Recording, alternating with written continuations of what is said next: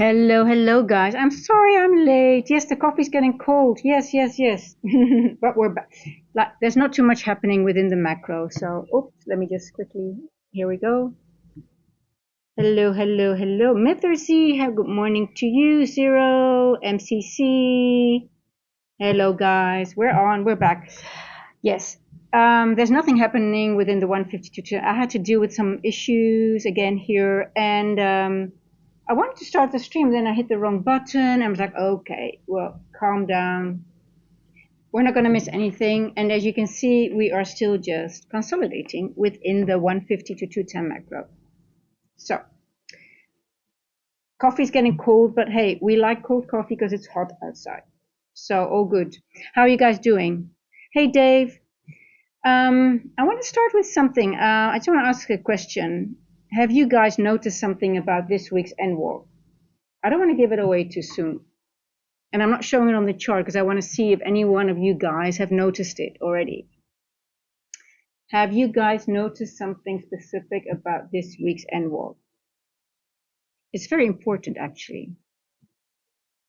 So,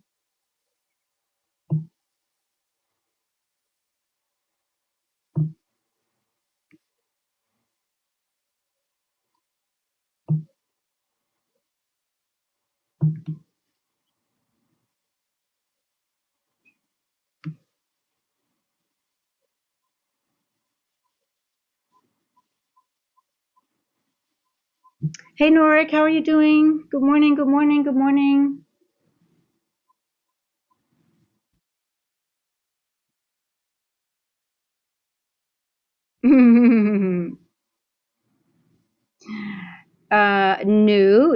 No. That's not what I'm referring about. It's not about sell side. It's not about what the position of the NWARC.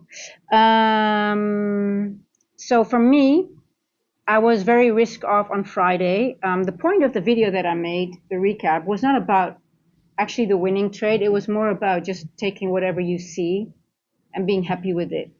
Because for me, this is high time frame consolidation.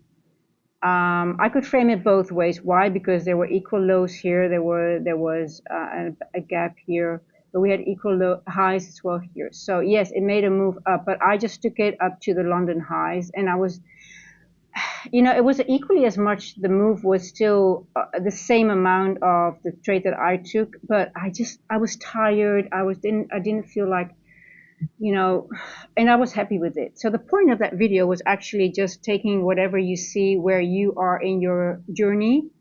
Because yes, every time the chart will give you algorithmic signatures where it's going, but sometimes you just don't see it, or you're just missing half of it, or you're too tired. And the point of that video was just take whatever you want, what you see and you're sure of, and then it's okay. Especially Friday risk off. For me, when it leaves a higher time frame consolidation area, I'm still risk off because you never know. This might be the new consolidation area, and it might consolidate again. So back to, I got the tip about the macros like TP or SL from that last video. Well, thank you. Okay, let me show you what I mean, why I'm still risk off.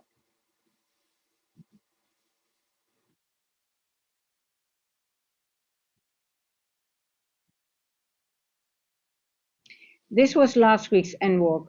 You see this one here? Let me mark it.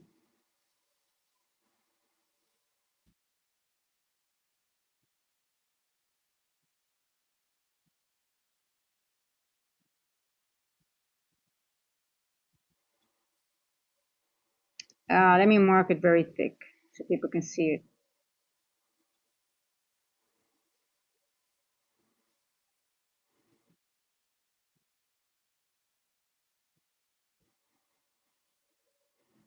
See, this is weird what's going on. I don't understand why it's showing both. Let me take my markings off. Now, where's this week's NWARC?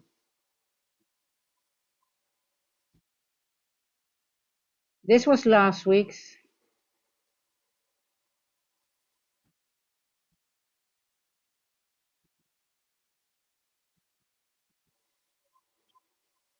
Last week's N walk. Where's this week's N walk? Where's the top of the N walk? Let me go to the 1 hour. Can you see it now? Where did we close last week? Where did we open?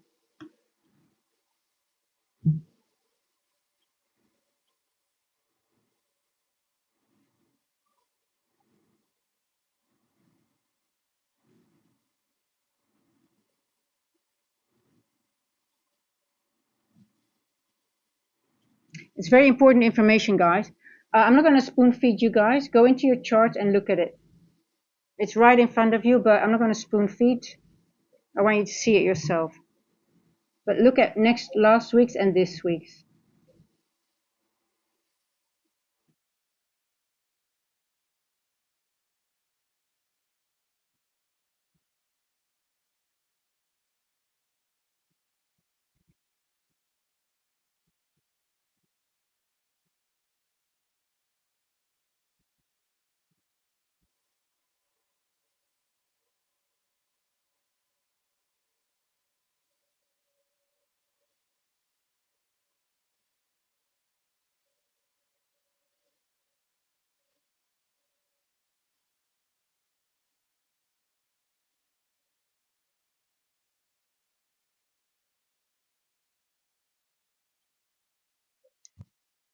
Yes, PhD scientist, you got it. Exactly. This week's is exactly it's being created within the upper half and the upper quarter, upper half, I should say, of the last week's one. Exactly. So what does it tell you? Are we done with the higher time frame consolidation? Maybe not, right?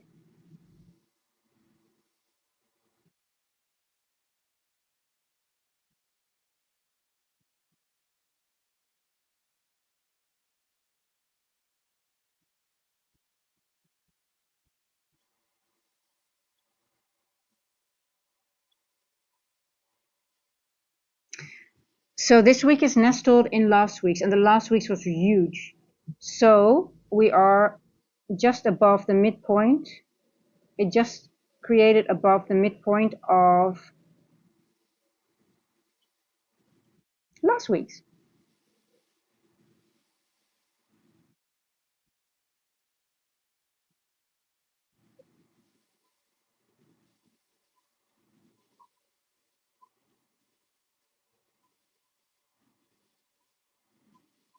And we're back in the range.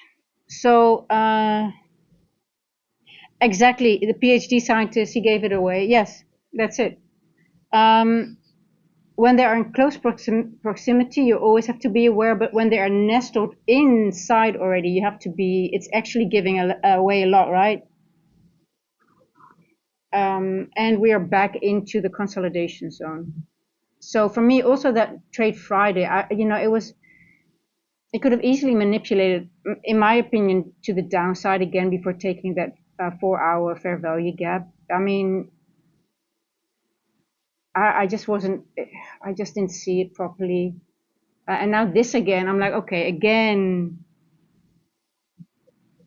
more consolidation, more just waiting, more time to be more risk off, be more careful. I think we're also going to get a crazy week. It's going to be very volatile this week, so I like this wick here.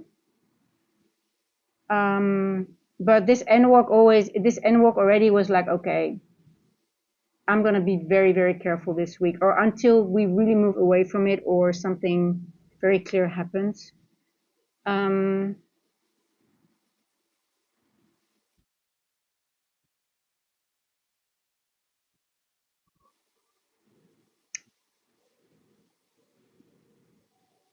Yes, exactly.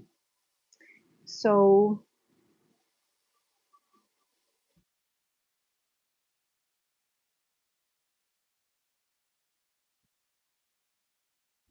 and it's also similar to Friday's opening range gap is nestled in the opening range gap of the day before. So that was also a reason why I was not very eager to take larger, to only take those 84. I say only 84 points. It doesn't matter if it was 5 points, 10 points. The only trade that I saw was that trade. But because all the opening range gap was also nestled into the opening range gap of the day before, I was also risk off and not very eager to take more than that trade. And um, yeah, just sort of like from my journaling, it kept me from just being more careful. And sometimes you miss a move, and that's fine. Um, you know, that's how I trade, and that's why I sometimes don't take a trade, because from my journaling, it told me to be. Those were the most of my losing trades came from those areas when I didn't pay attention to those. So yeah, that was a logic behind also not taking more than that trade. But then again, if I would not have taken that trade in the morning, I might have taken that last trade maybe to the upside when there was more confirmation. But yeah, so risk off when you have NWOGs in close proximity, like PhD scientist says, or especially when they're nestled within one another. You really want to watch that area first, see how price is moving, or expect consolidation already, and maybe be surprised if it doesn't happen. But now we're just sort of like expecting a continuation maybe of the of what we had last week. And we can use the levels that Monday is forming, right? We can when Monday when we have we're going to get a full continuation of consolidation. We can use those levels after Monday. Um, Monday might be a low probability day today, but we'll see. Hey, nothing is set in stone. We're always ready to be surprised. Let me see about news. I haven't even done that, guys. Any news today? Any news?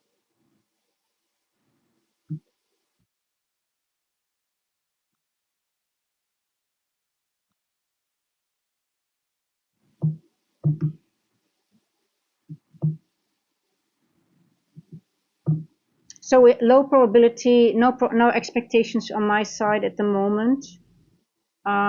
Just watching and collecting intel for the time being, and then we'll see from there. You guys know me by now. If I'm not don't see a trade, I don't take it.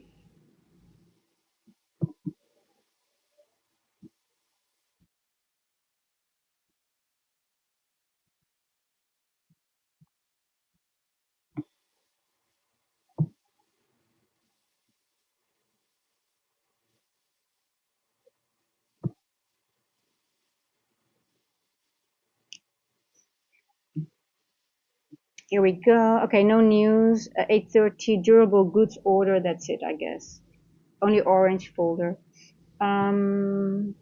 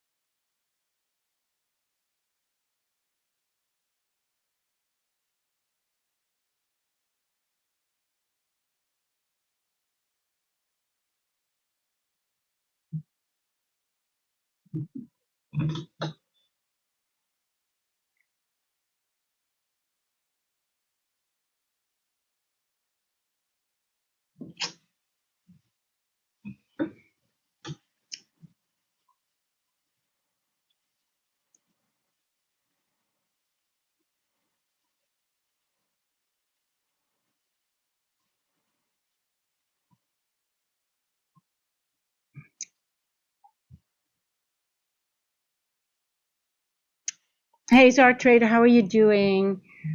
Morning, NQ been sneaking on the overnight session, filling the lows.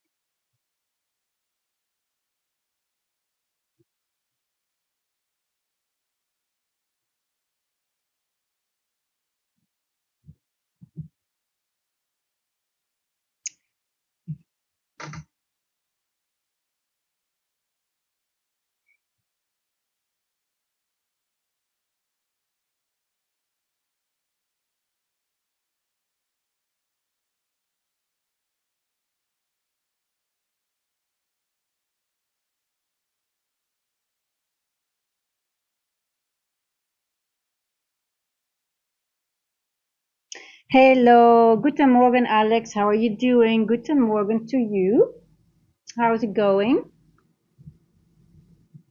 Let's have a look at the daily.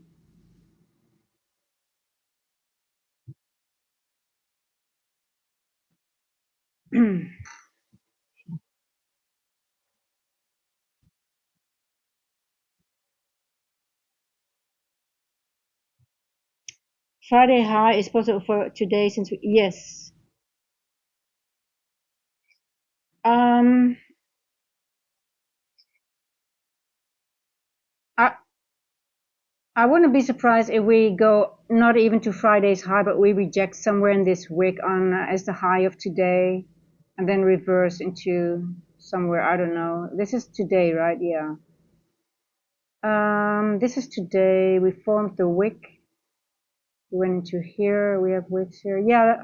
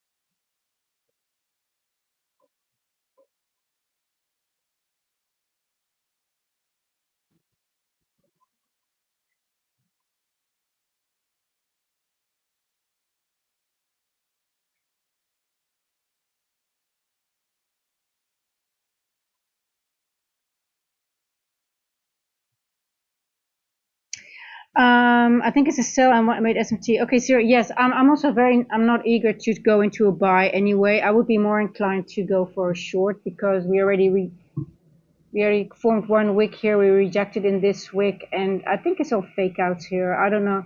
I don't trust it at all. I'm not interested in a long at all, at all. Um, I would be more interested in trading into this area here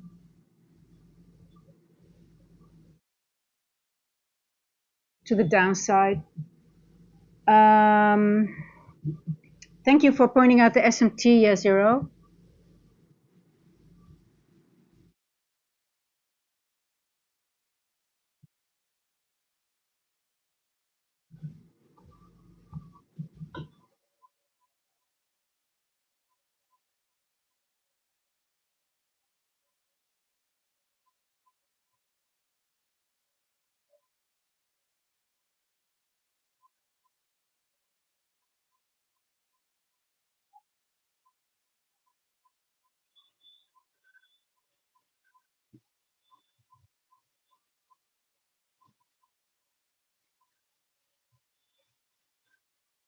Hey Moshe, how are you doing? Good morning to you. Good morning, good morning, good morning.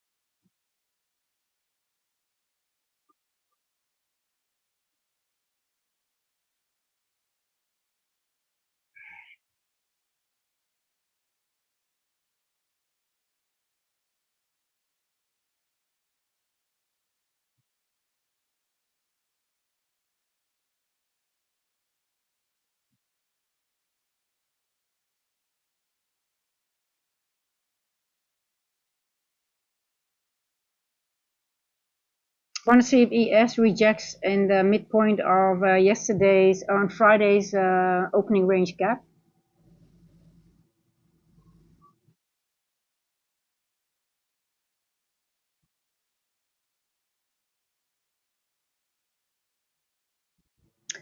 Hey Moshe, yes, I'm done fine. Yourself?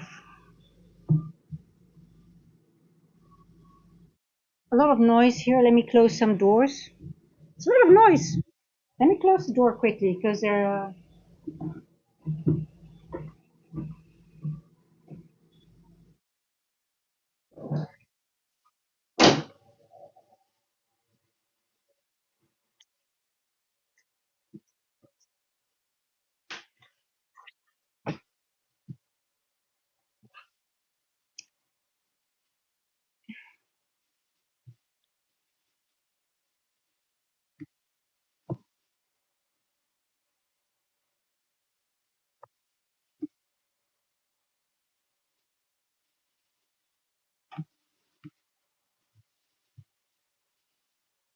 Okay, so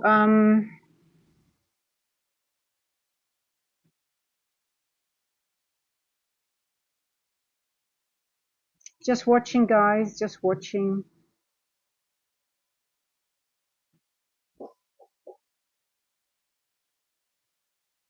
So for me, I'm looking at ES. If ES can go over the midpoint of this opening range gap that formed, that was Friday's. So let's see if we can get SMT right over there.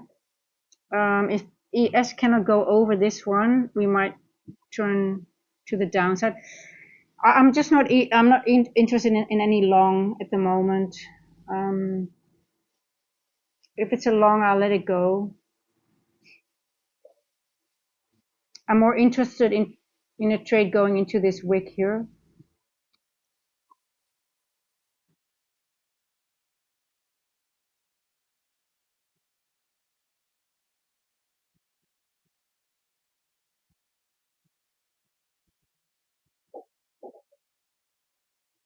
Uh,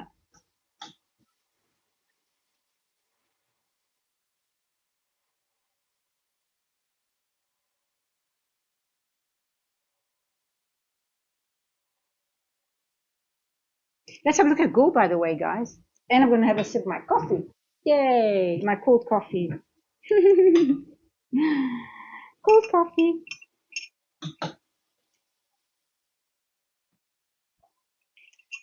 I can't wait for it to be February and we have some cleaner. I just, this is higher time frame consolidation, just a lot of back and forth, back and forth. Also on Friday, I wasn't, I mean, obviously algorithmically it did point out that it would go higher, but when is the first move out of consolidation, right? You never know. I mean, I did not see it. I just was not really eager to really do more on a Friday, looking for the specific, I really love to go very deep into price action and try to find the full, especially session ranges of the AM session. But moving away from consolidation. When are we really forming the first manipulation move? Now, I don't see this as the manipulation, as a true manipulation before we get the distribution, right? We have AMD. We love AMD because it's accumulation, manipulation, then the distribution. But this wasn't a true manipulation move for me to frame my distribution move. This is just a wick on the 4 hour. So we could go back into the range and go back, making more, I call it babies, 4 hour babies in this case. Most of the times I call them 15-minute, but this is a bloody 4 hour babies. How many more are we going to get? And with the babies, I mean the bodies. I don't mean the wicks, I mean the bodies. So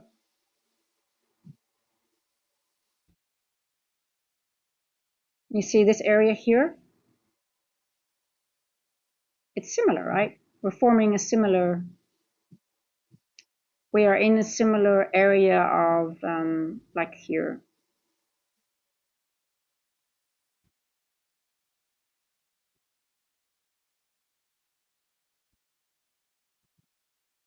The only difference now is that here we had sort of equal highs and we are forming descending highs. So we like that because that means at some point we're going to take it out, right? It will happen at some point. How many highs are they going to form? 1, 2, 3, 1, 2, 3, 4, 5. This is number 6.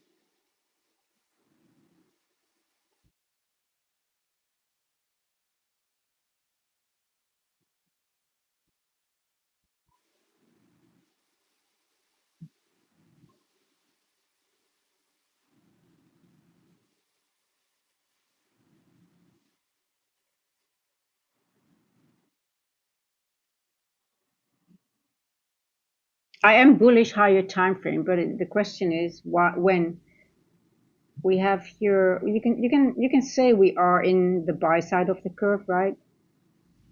We made a low in the breaker.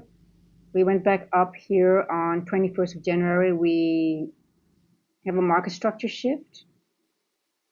You would say here, did we retest the area, the breaker, right, again? But how long are we going to consolidate? Hi, Ronish. Thank you for the compliment.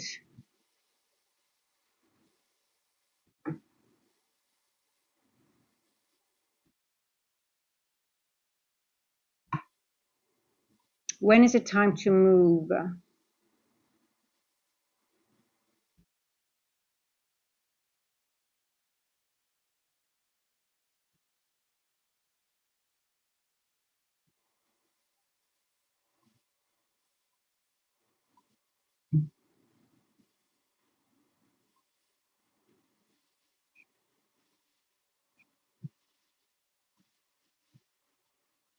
I like this wick, and I'm looking at this gap and this wick. I'll be more inclined to take a long from this area here somewhere. So looks as there's a 1 minute S&T and there's equal low sell side on NQ.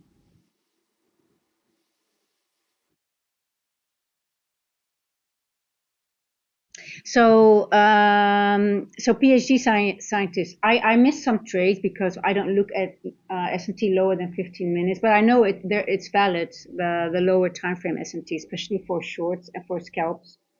I tend not to look at it because for me it gave too much information. And as a distribution trader, I tend to only look at the 15 minute and higher. Just that works with me. Doesn't mean that they are valid. I know, and sometimes I do miss a trade because of that. So I'm happy if you guys posted in the chat. I appreciate that. Because I tend just to limit myself to 15 minutes because I just frame my larger moves from that and not to overload my brain. But I appreciate the lower time frame SMT, so I don't have to look at it. So thank you. Keep it coming. Sometimes you have to just limit yourself with something, not to get overloaded. So yeah, and that's what I do with the.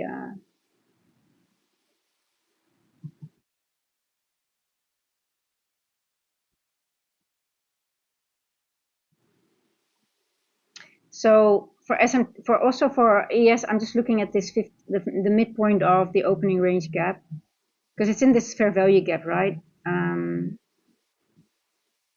Let's see if it rejects here or if it blasts through it.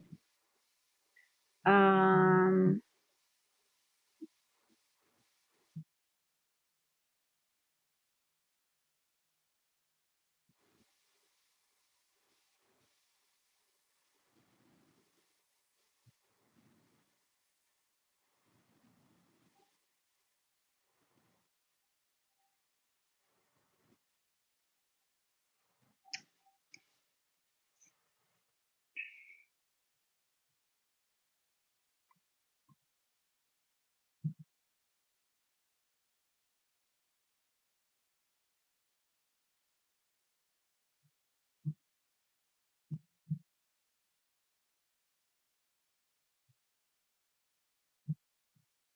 so people that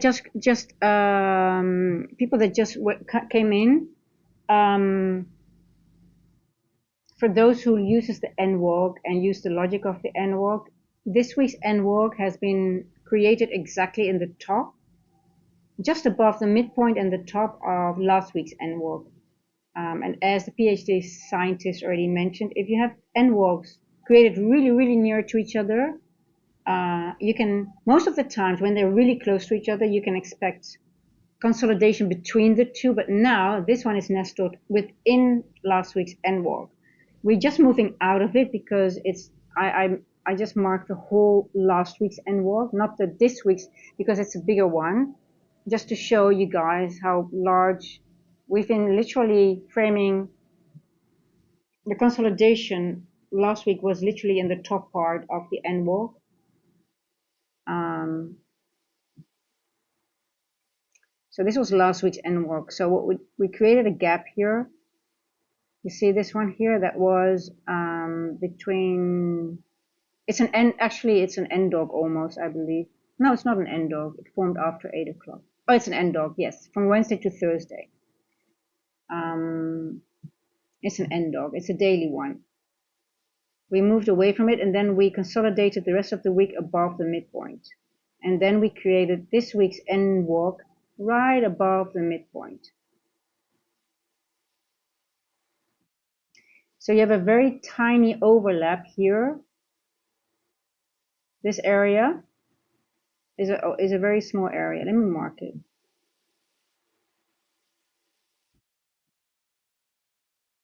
It's very small. This is the overlap between the N words. I'm going to mark it.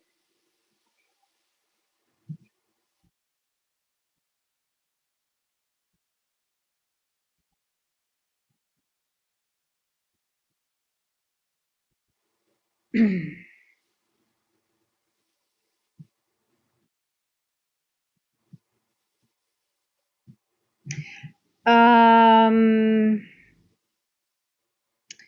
Raghu, yeah, I've heard a couple of you guys already saying bullish. I am I'm just not interested at the moment. Yes, it might go. You guys are seeing this ascending, and it looks beautiful. Yes, yes, I agree. I'm gonna let it go. If it goes there, I'm just gonna let it go. I'm not interested in a trade in a long right now. I see the bullishness. Yes, I agree. Um, I would rather have a long from this wick somewhere. Well, maybe not because it already went here. Um,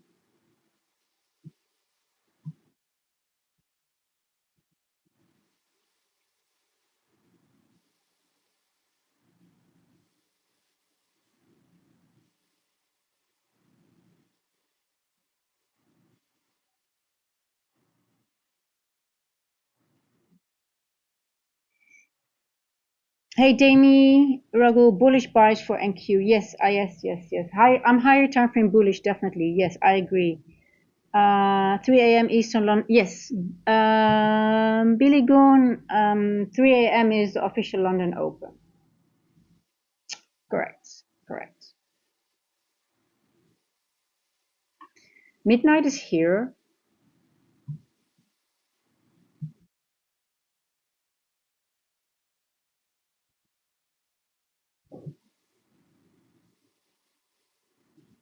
I'm waiting for the manipulation move in London first, guys. I want to see manipulation and then I frame. And sometimes you miss the first move, but we're still in consolidation here. You can see here from 130, this is the range. And what have we done within the macro?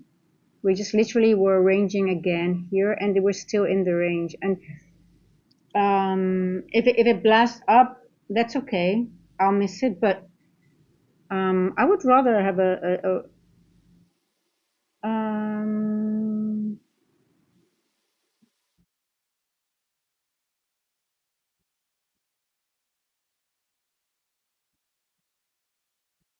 so what did I mark on my chart here? That this range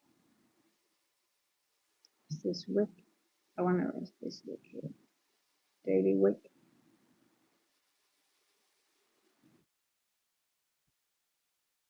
Wick, wick, wick, wick, wick, wick, wick. A lot of wicks. If you guys think you're gonna get a low distribution move, it's not gonna happen with so many wicks. Ain't gonna happen. You might have your move to the upside, yes, but low resistance, no. Everything's gonna be high resistance. Inversion.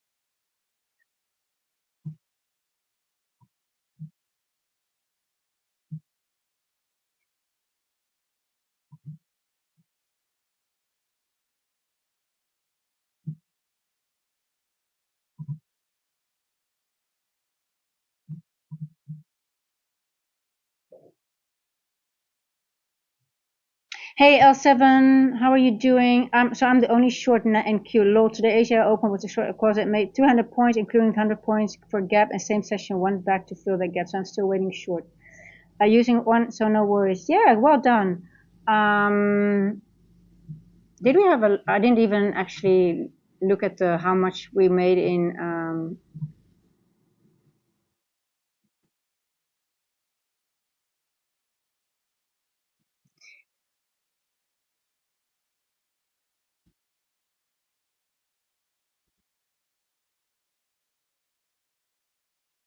Well, thanks for pointing that out, L7. About the 300. Was it 300 points in Asia? Let me see. Asia has only made 100 points so far, 97, but you made 300 points. Oh, you took it from, you took it already from here, from 6 o'clock.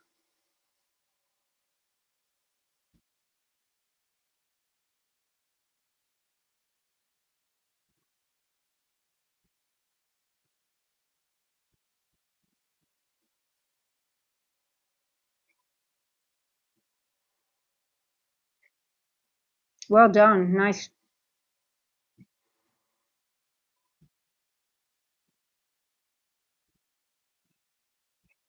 Yeah, I've got 702 here, 79 of the full range. Let's see if what happens when we gap into this area here. L7, I'm also not too eager for a long at the moment. I can see the long, yes, I can see the long, but I see so much things that, and L7, have you noticed where the NWOG, the location of the NWOG as well this week?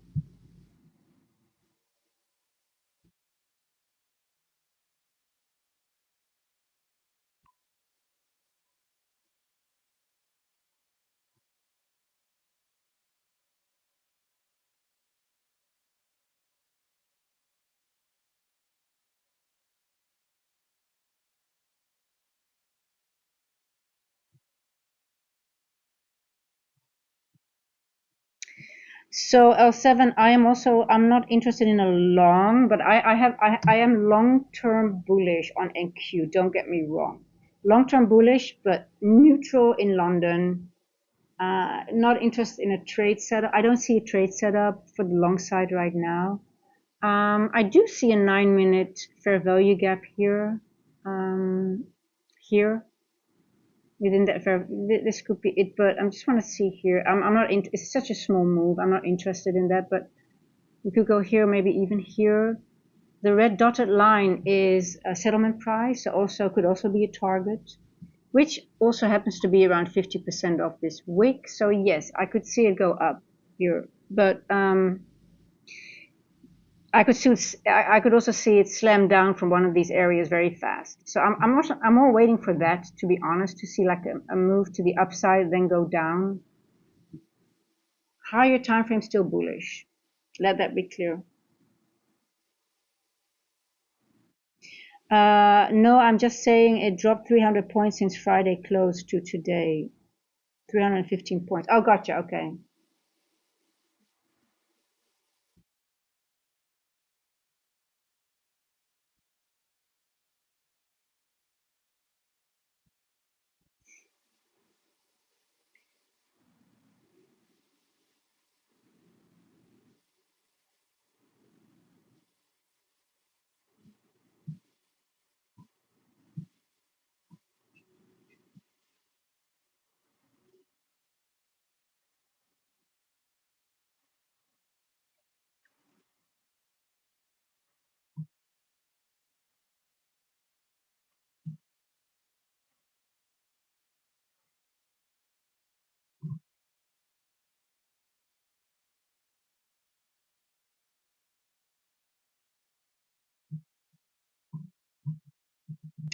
Oh, I just see something that I didn't notice before on we did take out liquidity here on the 9-minute.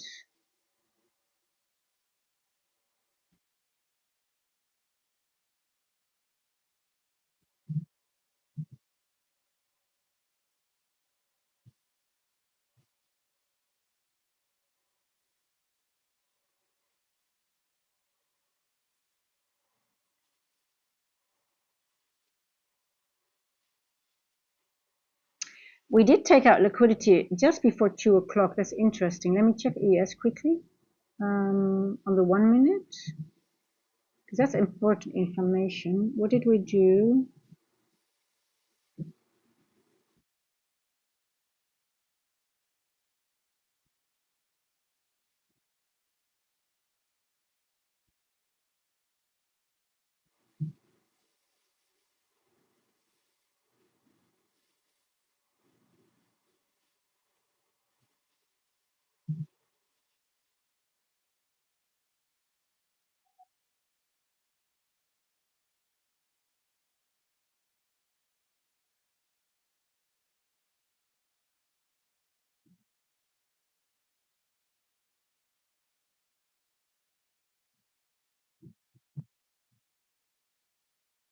Yeah, we had SMT here at 2 o'clock exactly on ES here. 142. There was SMT here, but it's 1 minute, so I don't really give it too much value. But it's still good for. I mean, if you trade this, it's still a good move, but it's slow. So there was low. This was SMT here at 159 specifically. 2.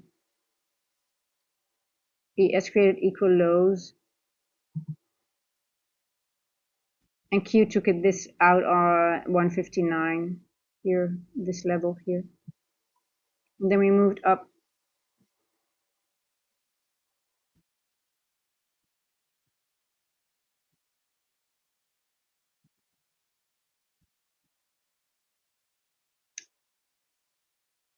So this was SMT here,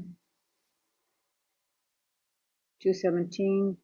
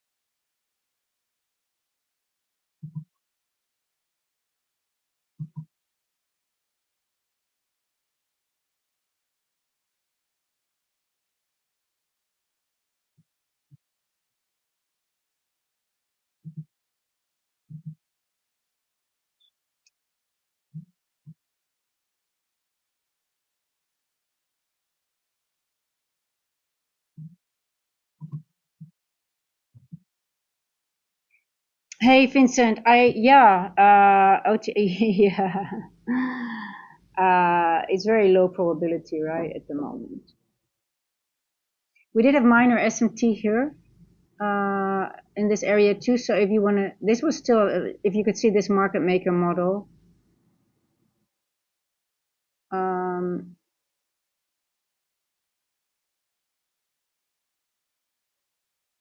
activating buy side and then take it up to somewhere here. But too many wicks and when you see all these little gaps being created, this means it's very low probability, and that means you can have one manipulation move to the downside very quickly, and it will instantly or balance out all these imbalances in sometimes in one manipulation move. So I'm not eager to trade this. Um,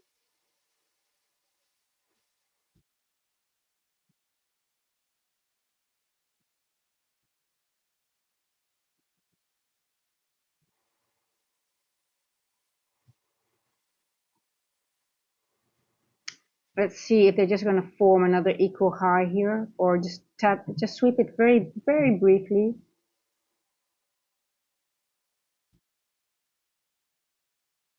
On the 15-minute, I can see a perfect bullish OTE on a 5-minute chart. You mean OTE to the upside or to the downside? Because I have one here exactly on my 15-minute chart as well. Right over here.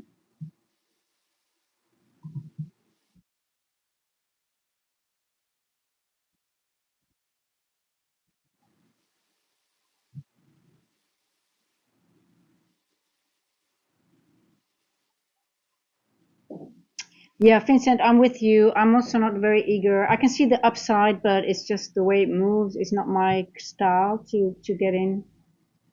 Um,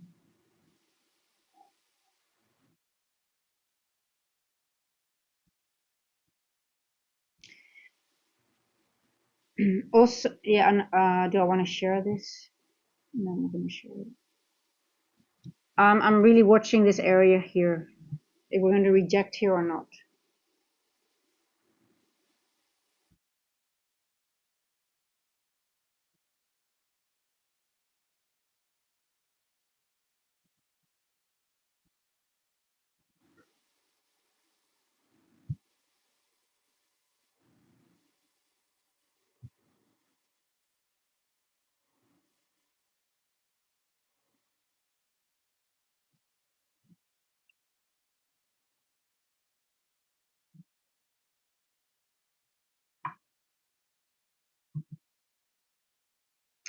Gold is just, oh, I missed that one. Okay, gold had a nice move to the downside during the macro, and now it's consolidating for a next move, most likely. Interesting, interesting.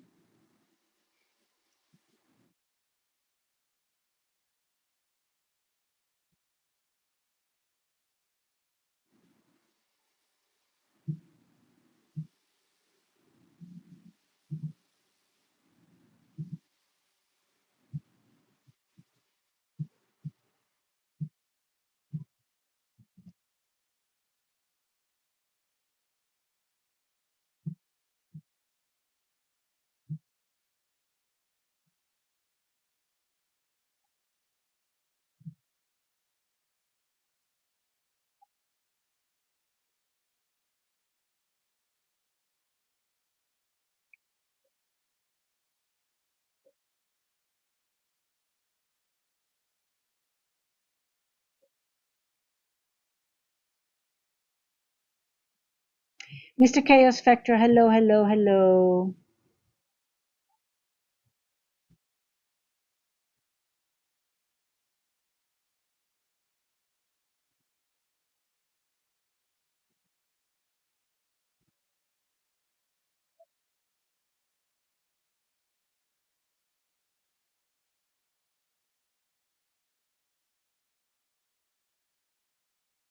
Okay, I want to see how we're going to react in this area now. Blast through or rejection?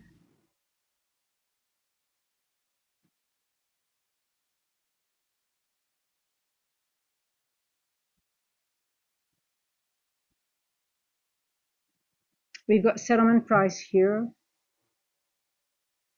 previous day high as well. So let's see, this is an area also of interest if we are making it through this area here.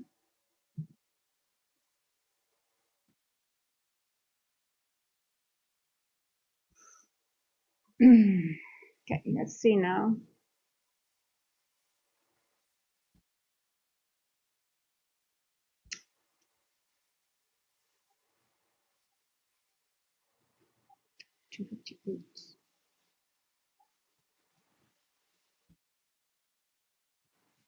Yeah, it's going to be very slow.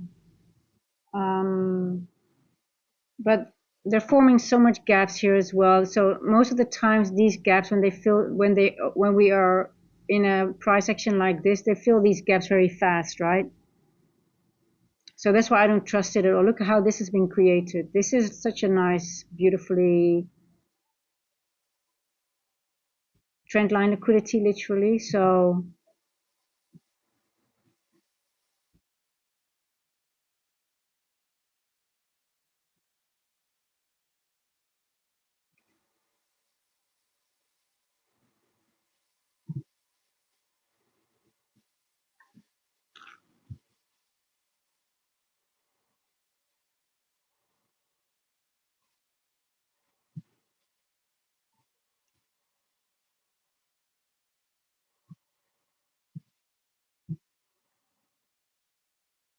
I'm interested in a trade into this wick here. That's my interest. So let's see.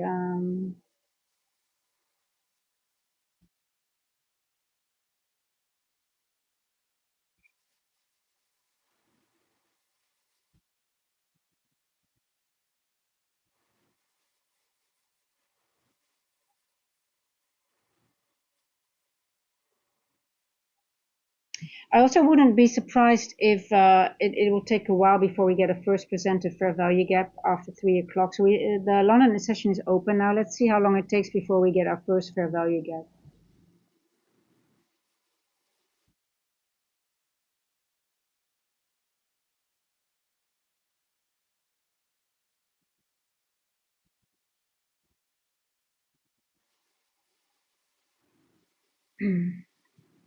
Look, we are still within this 4-hour consolidation area right here.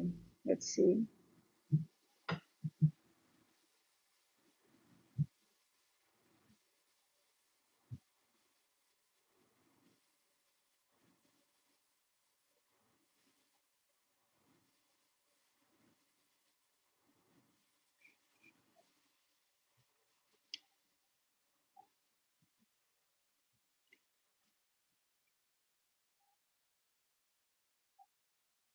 We still don't have a fair value gap. Well, we're only one minute in, so just 1 minute in.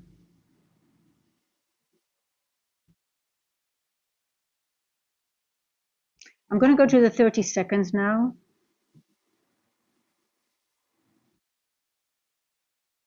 We did form a fair value gap here, a lot of gaps here as well.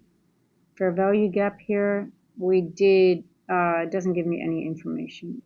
Well, it gives me information, it's disrespected on the 30 seconds now. Let's see.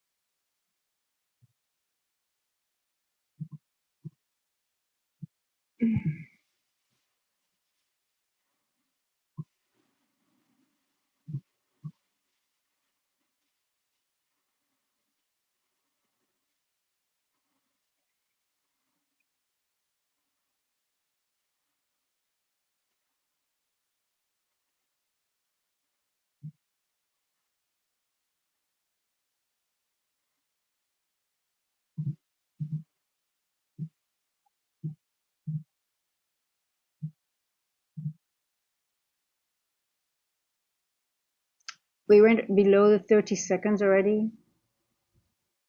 Okay, I'm more interested in a short, as I've been saying.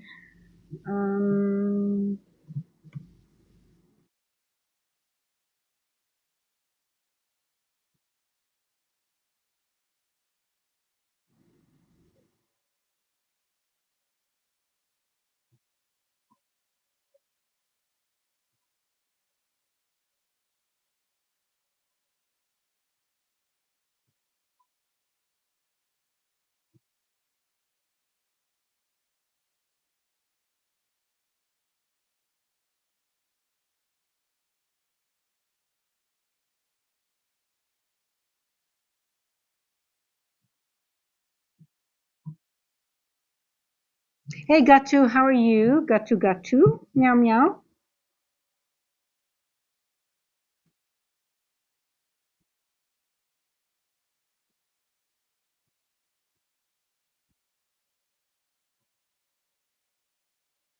See, guys, how you don't want to be in this, right? I mean, come on. I mean, even you're in a long, the macro is just not giving any follow through.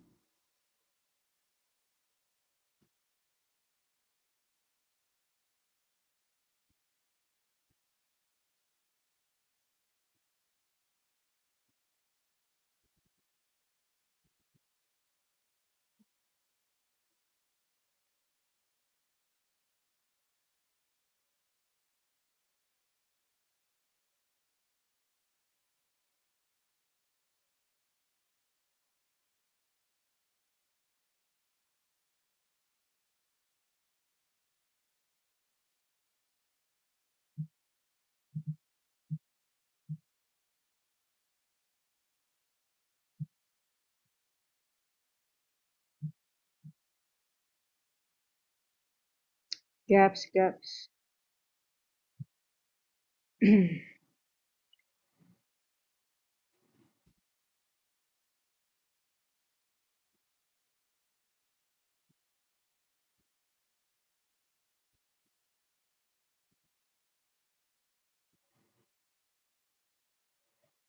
Let's see if we get. Let's see if we can get a first presented fair value gap. I want to first present it on London. Come on, give us one. Okay, I think we have one finally here. We have it here now. Why are you not printing, my friend?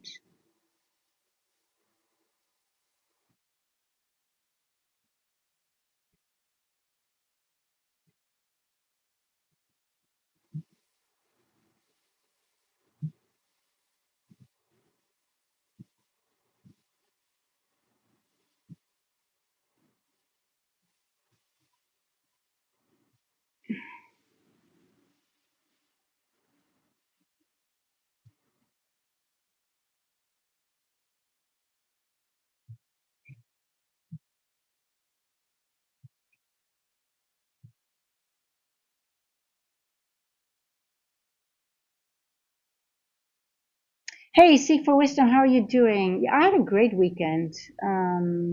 Very calm. Watched a lot of tennis.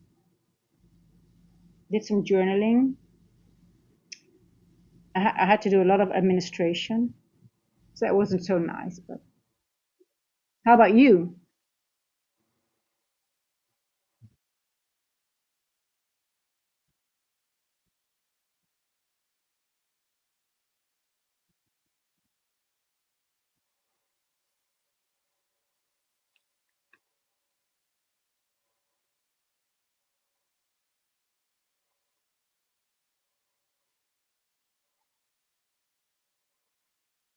Hold on, guys. Oh, don't talk about those technical stuff. Seek for Wisdom, you don't know how much time it cost me last week. Hold on.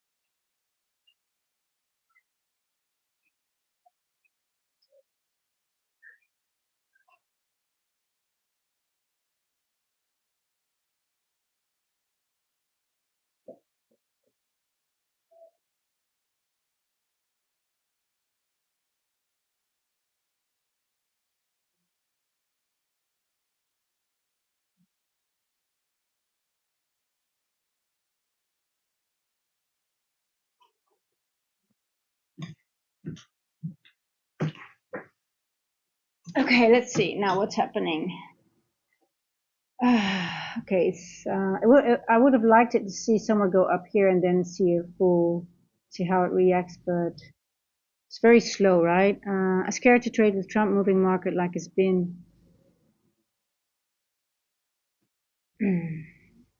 Well, seek for wisdom. It's not really about Trump. It's more where are we? For me, it's also low probability just because we are here in a high consolidation area. And even though we have a move out of it, it's not clear for me. What is the clear accumulation, manipulation, distribution? It's just a wick on the 4-hour, and then we went back into the range and we formed the N walk within and nestled within the N walk of last week. Higher time frame still bullish, but I just don't like the way it's moving. It's not interesting for me to frame a trade right now.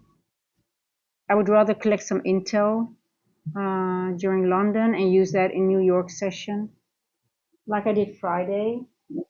Friday was actually it was very clear to me what we did in London, and I could benefit from it in the New York Open session. But now I would just be, I don't like to get in an area where they're leaving so many wicks, open, some gaps behind. They're just leaving this. This is all engineered gaps. It's not engineered liquidity, but engineered gaps. Well, it's the same, right? It's all engineered to go back into and clear this out. So I'm just waiting till it's more clear. Hey, Papacito, how are you? Yeah, Alex, I would almost think like they're setting it up for a nice bearish move, right, at some point, and that might be a faster move than the way up. And I prefer the faster, easier move than. Now, if we do go up, let me go to the daily because we do have some daily wicks. I already marked them, but I'm changing it all the time. Oh, it's the same. Okay, yeah.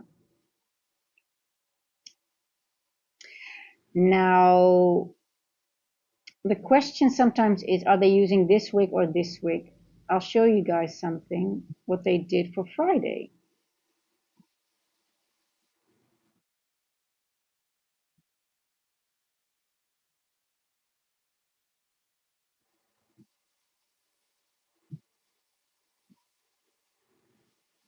Friday's highs was this wick where we went into before we went down. Now we would go up.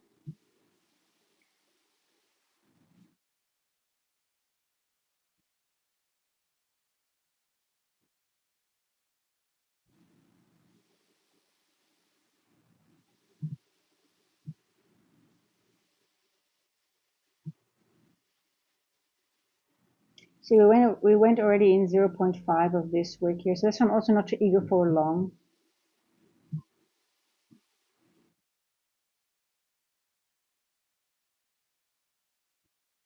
So waiting for my short patiently. There we go.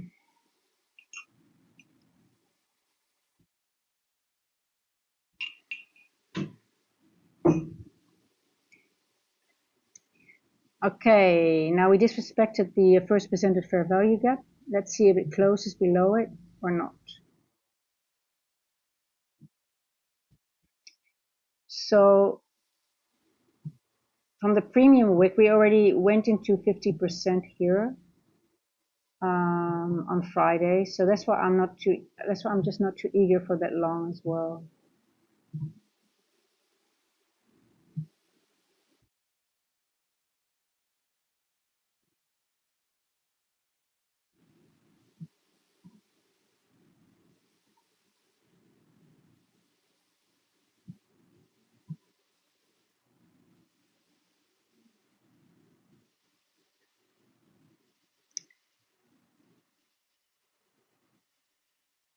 Hey, it's a pay, seek for wisdom. It's a membership, correct?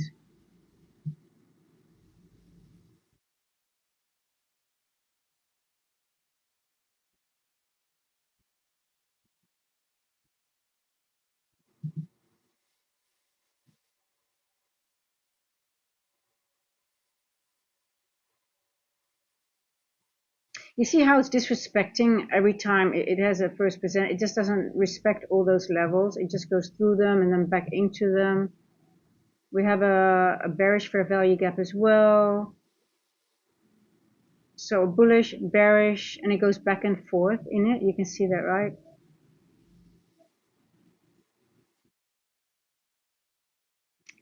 Um,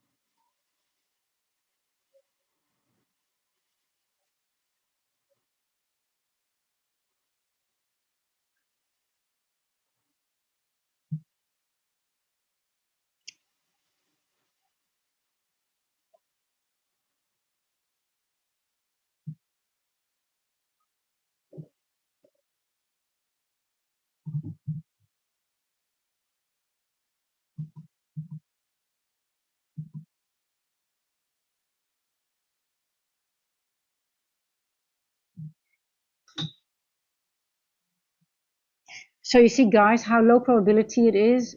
First percent fair value gap, gone closure between. We go back up, we go into a bearish fair value gap, disrespected again.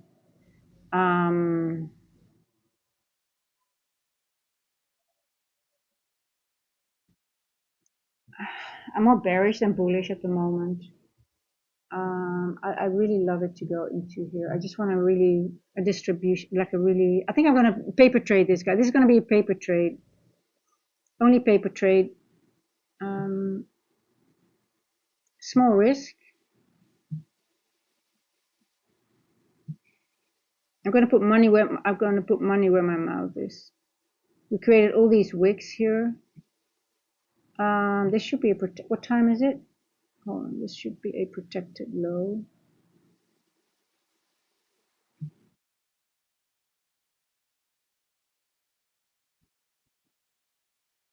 Yeah.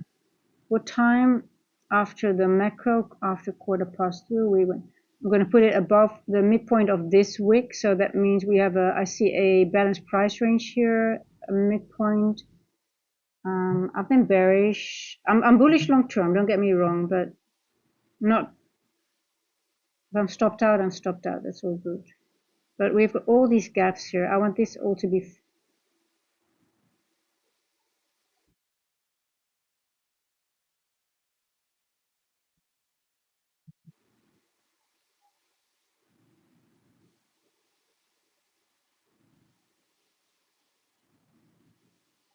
It's almost a coin toss for me right now, to be honest. Because the question is, when are they going to fill all these gaps, and when are they going to make that move to the upside into this wick?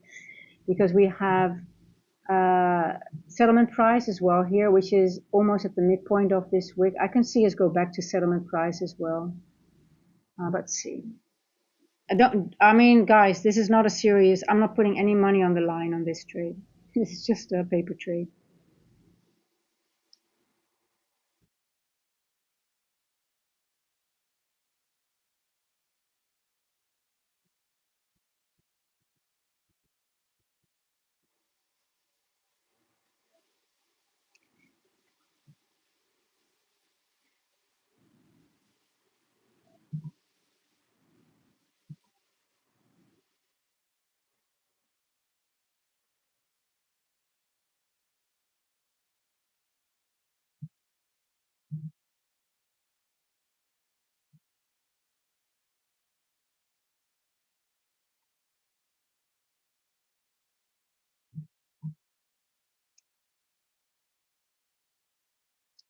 Two, three. Hey, Tamir, how are you doing? I'm just thinking maybe we're going to form the high. Maybe I should get out of the trade. We might form the high, London high between now and 3:30 maybe. We did form a session range. We have a Dini range. Maybe we might go one step higher before we go down. I'm just thinking it makes more sense to go up here with the manipulation because we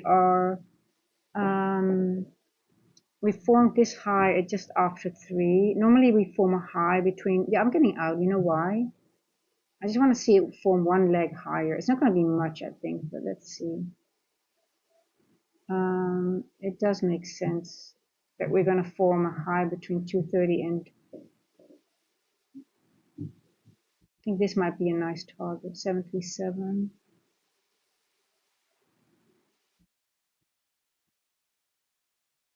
Um,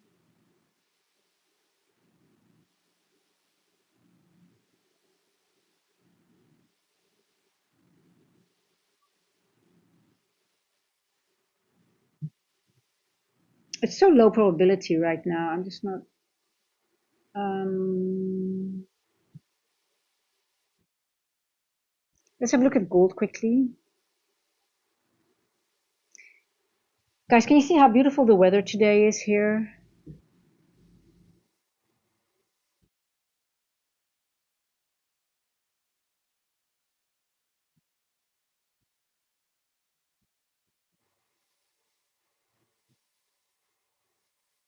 Why am I talking about the weather? It's not really interesting, is it? Should be talking about your charts, not about the weather. Who cares about your weather? Who cares?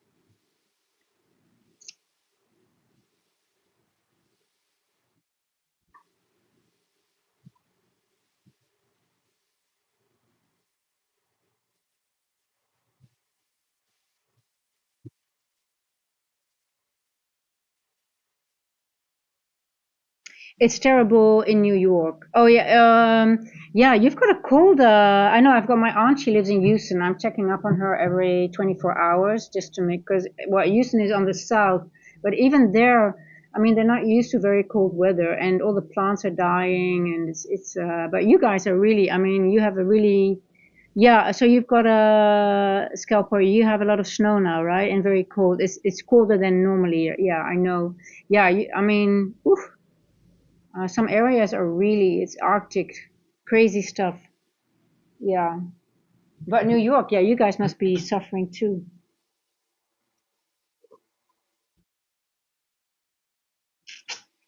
Houston is subtropical. They get a little bit, it gets a little bit colder in the winter, but not as cold as now normally. It just happened. I was there one time and then we had a little bit of snow, but it was just wet snow and it just did vanish very quickly. But um, yeah, it's the houses are not built for cold there.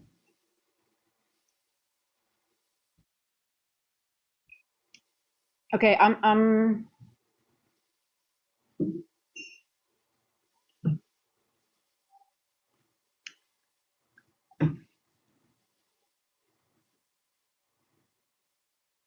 well, I hope you guys are still having no issues with electricity and that your Wi-Fi is still working. I mean, that's the main thing, right? You have to keep yourself warm and have food and stuff like that. And internet, at least you can trade, right? Be inside and stay warm. So, yeah. Okay, guys, 322, let's see. Um, yeah, it can go up without me. I don't care. I'm okay to miss this move. I do see maybe a spike up again, but preferably in one of these wicks. But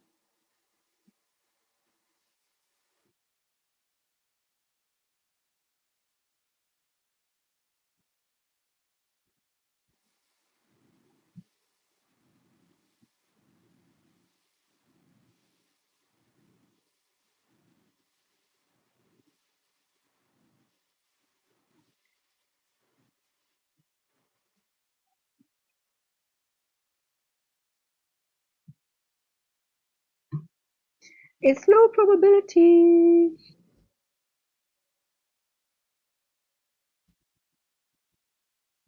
Who in the chat is a scalper? Who are all scalp? Hey Jane, winter on the East Coast is stunning. Snow everywhere. Oh, you have Hey, listen, Jane. I love a good winter when you have like snow and ice skating. But in the Netherlands, it was normally just one large big autumn. It was gray, a lot of wind, but we did have nice winters sometimes. But it wasn't very. It didn't happen a lot of the time. So then it was just wet snow, just slippery, and just everybody depressed because of the grayness. But hey, I loved it when we could ice skate on the canals, and but that happened just only a few times per year.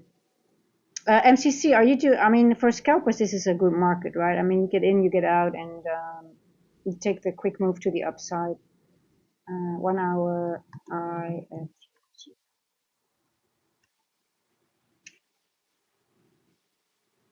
Here we go.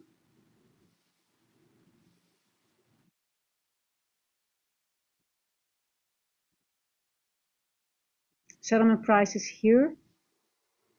My Akita is. Oh, you've got an Akita. Oh, those. Yes. Do you like winter, Jane? Are you a winter lover anyway? I mean, I don't like winter that much. I prefer summer, but I do. I can appreciate a good winter. But then again, just for 1 or 2 days, go do some ice skating and have fun.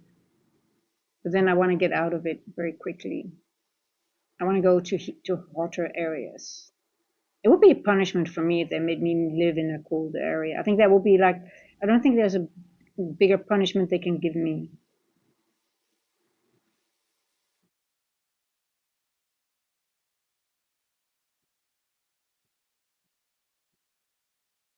Okay, we're at settlement price here.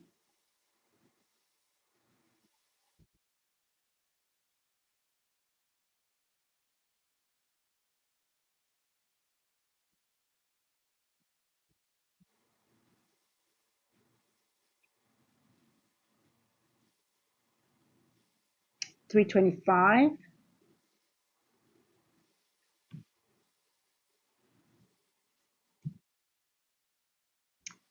Spring is my favorite. So you don't like the hot, hot, hot weather.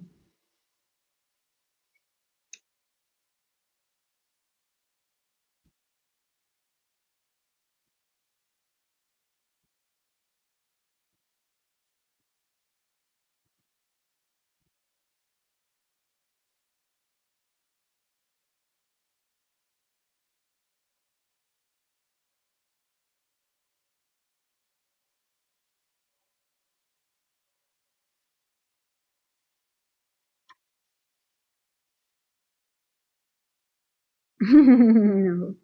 Yeah, I love humidity. I just love it. I mean, for me, it's just like okay. So now 326. We formed another high.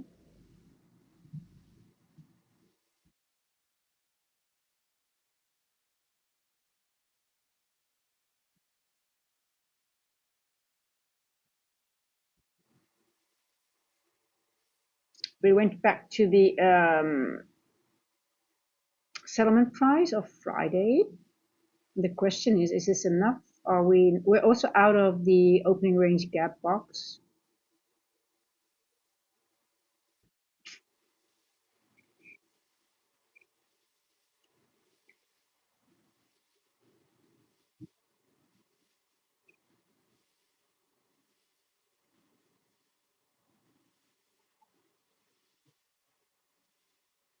I'm just not good at these moves. I actually want to be able to have more trade them with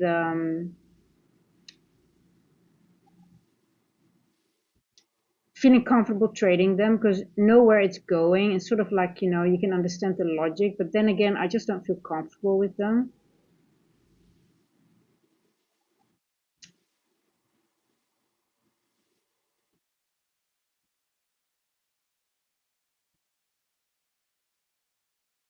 We don't have to trade everything, right? You can really. It's okay to choose not to trade in specific environments. I guess that's the point. But I do feel a little bit pressure. Well, I don't feel pressure because of the stream, but sometimes I do feel like, okay, well, should I trade them or not? Just to because the direction might be clear. I just don't like the price action. But I don't think I think it's good to just not trade if it's not your favorite environment. I guess I'm just gonna stick to that. I'm just gonna stick to that. Yes, and I might miss moves, and I'm okay with that. Um, Especially when moves are very slow. Um, you always get a faster move later in the day, right? I don't know if you guys also notice that. If you wait and you let this go, you get a better trade at some point.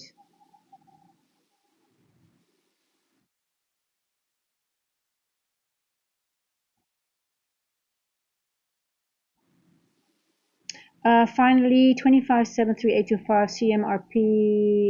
If it keep bullish, I'm cooked. It's supposed to retrace it this year. It's not. The algo can do whatever it wants. It's not supposed to do anything because you have your stop there. Look, it is bullish. I mean, um, we're almost at 79%. But if it's going to go bullish, I mean, we've got higher time frame wicks. Just be careful, L7.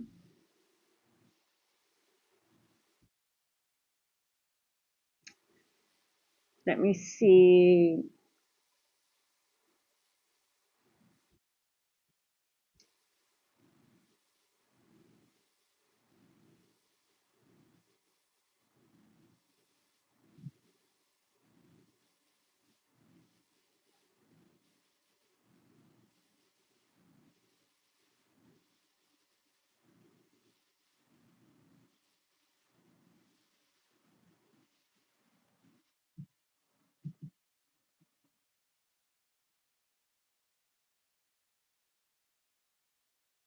Yeah, I could see us retrace from here.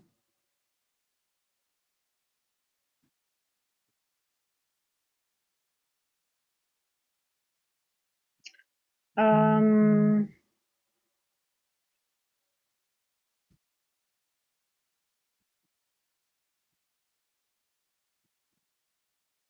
but it could also just take out all the liquidity.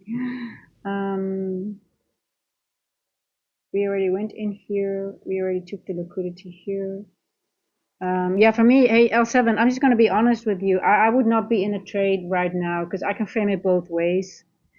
I can see it retrace from here, but I can also see with all this engineered liquidity or descending, right? So it could just blast and just take it out into this daily inversion.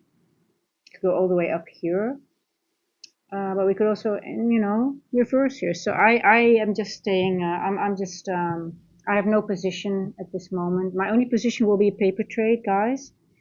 Um, the moment I can frame it both ways, I'm just. And it's just, we have higher time consolidation here. We got out of it here with a wick on the 4 hour.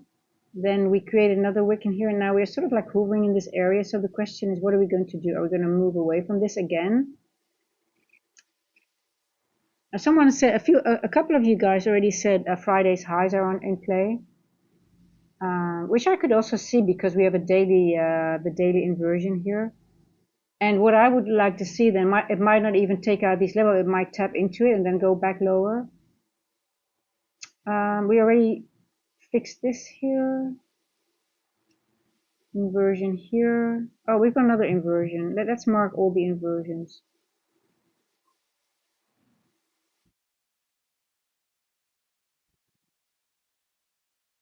The latest one. The small. Well, there's another one here, but let me just get this one here.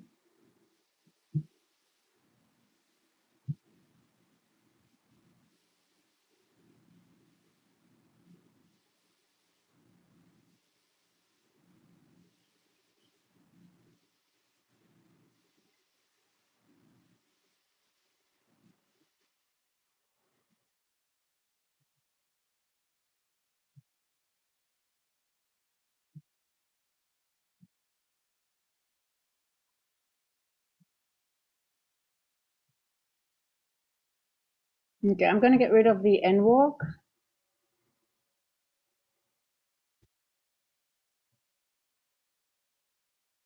We're out of the N walk at the moment and out of both N walks.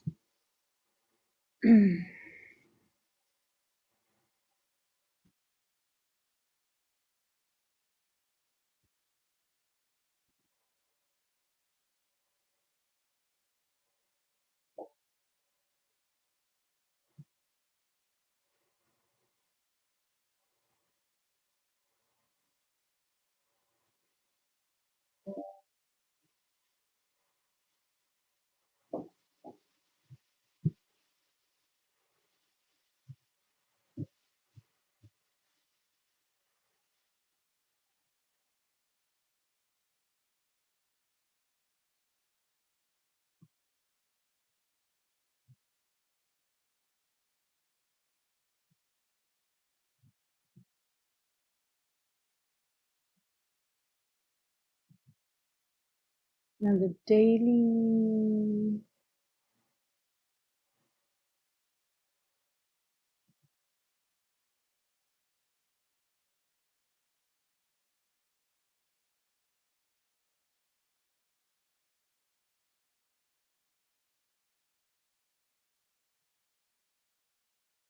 Okay, now let's see. I get you really appreciate the insight. That helps a lot. You're a professional, love it. Oh well, working on it just to be more patient, and I'm just really trying not to anticipate in a trade if I just don't see it. And sometimes I just don't see it because either my knowledge is not there yet, or I just don't see it because I don't trust it. Um, and I just like as a distribution, I really want to clear AMD, and I would rather wait for a clear break out of that accumulation phase, and then you might miss the first real manipulation move, right? Because if it really moves away from that phase, but it could just be a wick as well sometimes. So it's sort of like hard to what is the true AMD, right, on the higher time frame? Maybe on the 1 hour, that's why I go back and forth a lot to see am I missing something. You see, on the 1 hour, we only have a wick to the downside, and we do have this move here. But I don't think this was the manipulation move yet, because then, we might have a move to the downside. I think we might have a higher. I would rather see, well, let's go to the 15, by the way. Okay. This is interesting here. What time did we create an equal high? 3:32. Okay. Let's see if the high is in London. That might be the case, guys. The high in London might be in. I like it because we rejected from the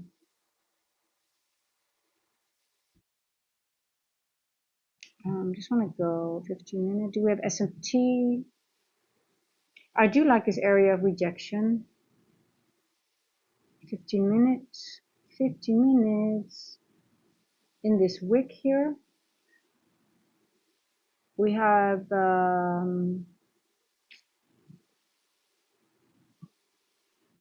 are below the 79%. I can take this off here now.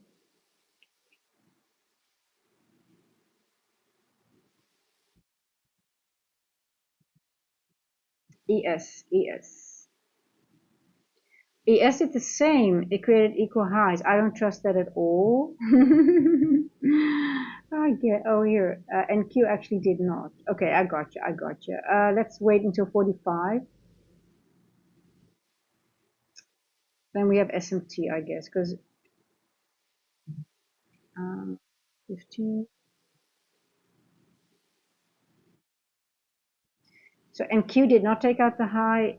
ES made equal highs. I'm always struggling.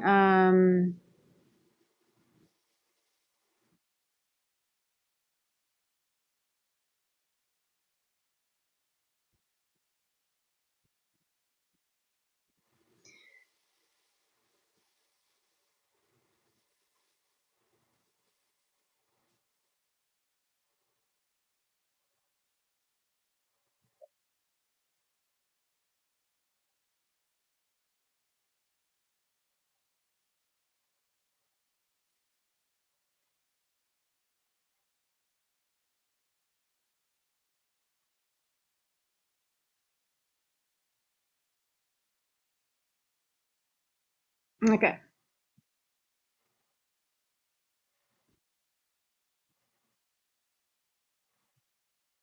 Okay, I think the London high is in.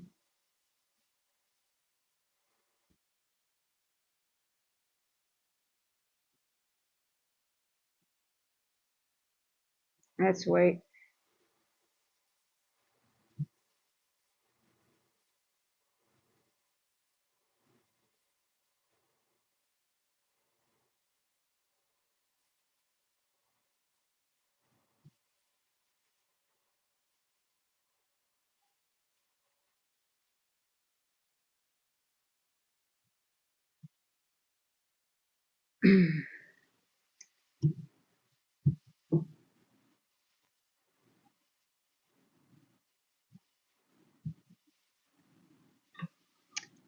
Philip, good morning. Just took it to Asia. Philip, it doesn't mean that there won't be any retracements if the run has already been when we're on the bullish side of the trade. It doesn't mean there won't be any retracements. It doesn't. I mean, it does. Do you think it's just going to go up, up, up without any retracement?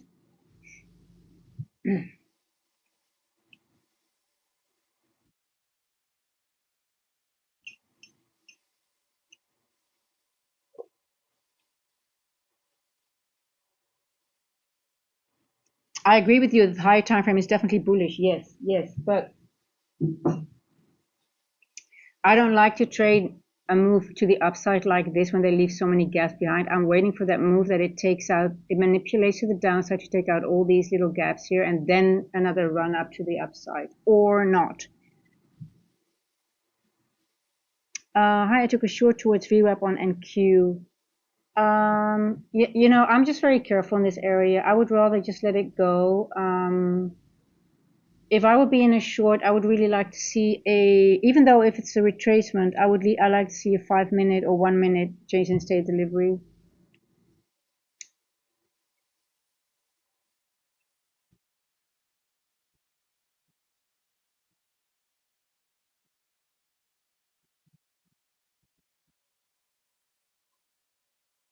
Okay, let's see, guys. What happens at the 315 macro?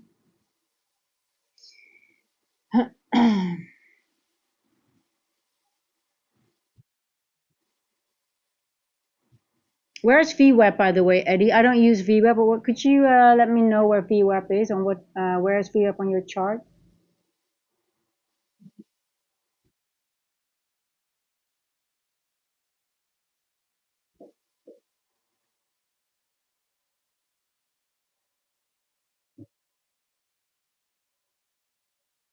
Could be, Philip. You could be right.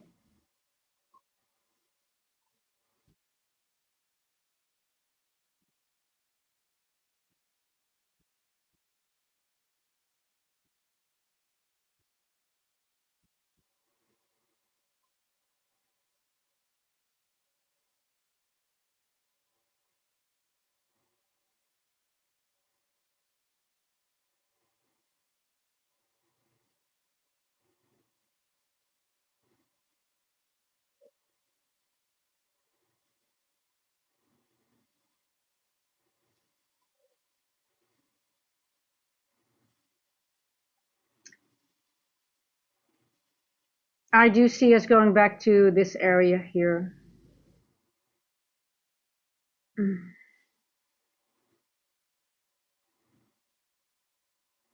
To all these gaps that have been left behind here. I think we're going to disrespect all these areas and go in. Like I said, in a minute, because we left all these gaps here, I think we're going to have a nice move to the downside now up to here. Let's see.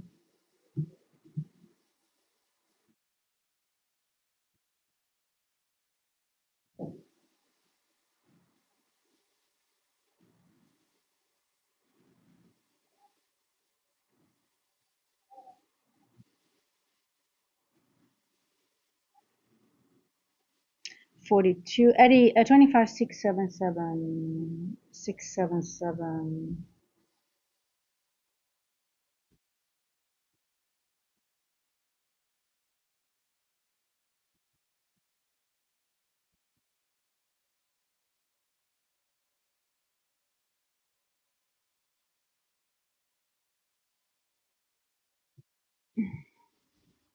Eddie, I don't know if we're going to go that low, to be honest. If it's just going to be a retracement, I would aim for an area somewhere here. But I do think we could go all the way to 702-ish, 688, but we'll see. I mean, this is like we could use this one as a 685-ish here.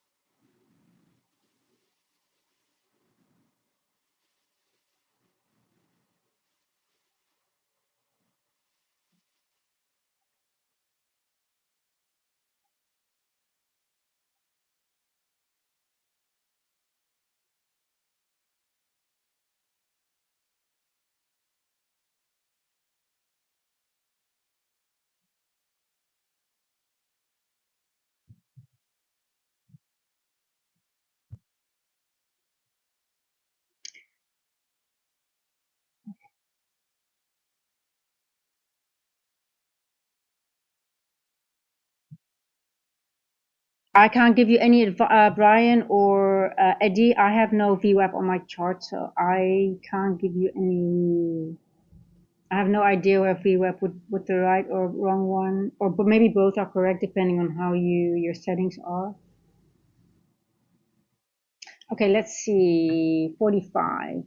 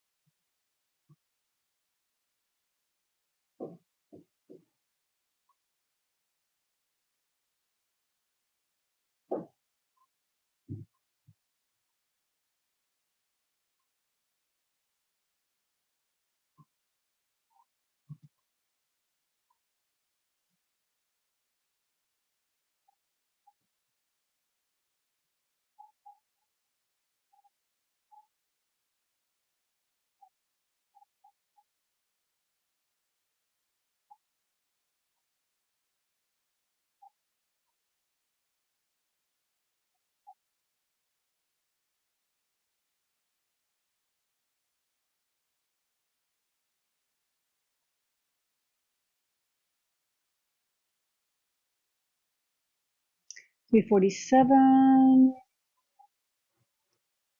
Okay, are we going to get a good retracement now? Because we've got all these gaps here, here, here. We're going to go just clean this up in one nice move.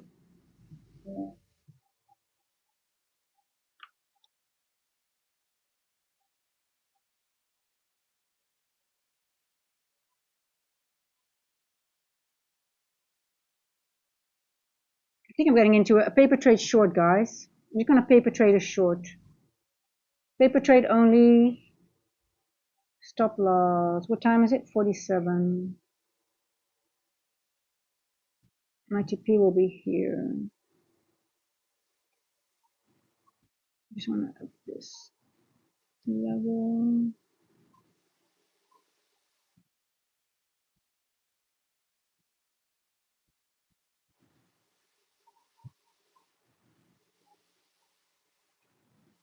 Actually, I want this to be filled as well. I think I'm going to take it a little bit lower. So if it goes down, it might fill this as well. Yeah, there we go.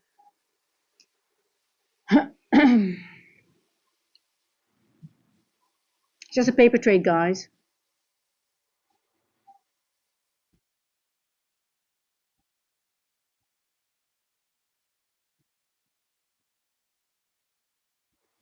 Okay.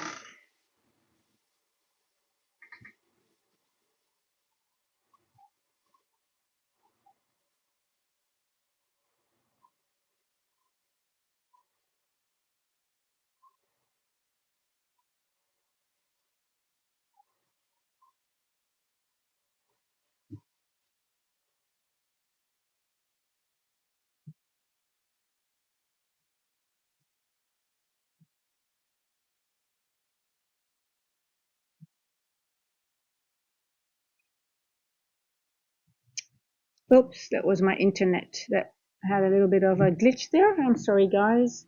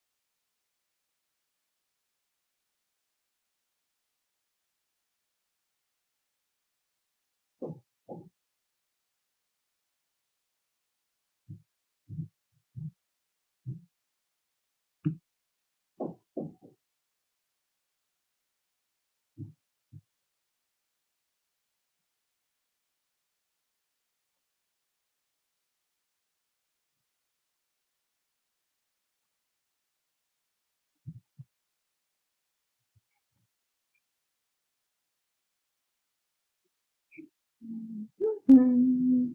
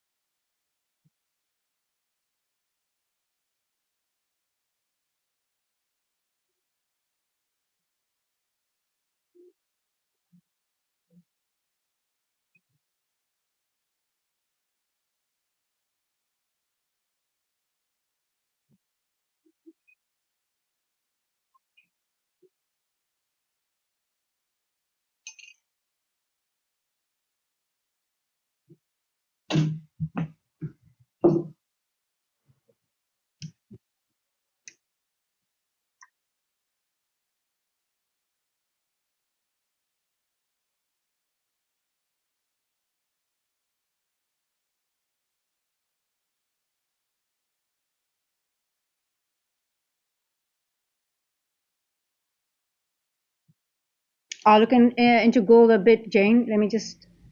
Let's see how this macro plays out.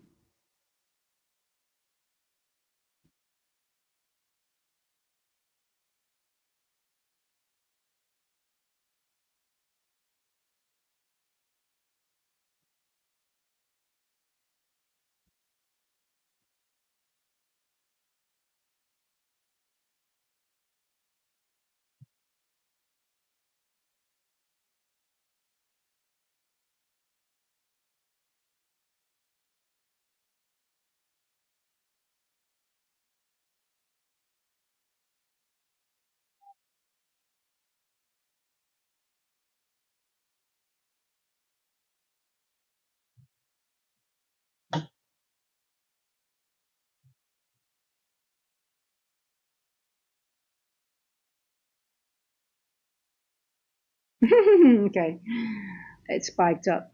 That it's gonna be. You see this? What happened here? Yeah. Okay, I'm getting out.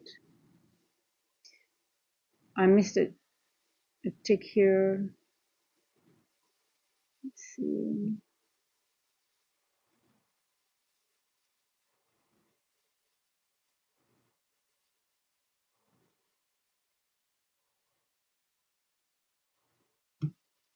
Yeah. Okay. 353 now. Okay, I'm out.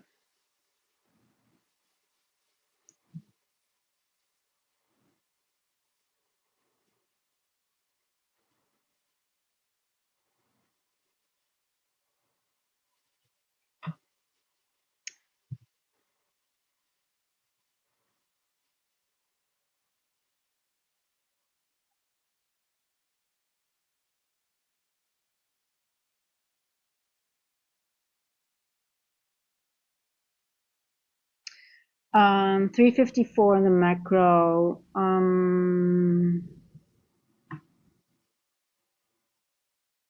Still don't trust it to move too much.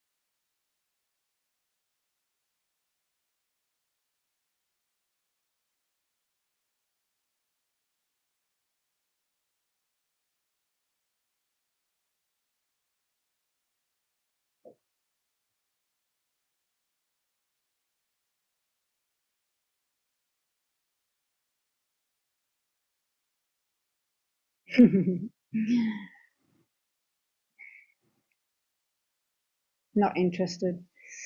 Doesn't matter where it goes. If it goes down or up,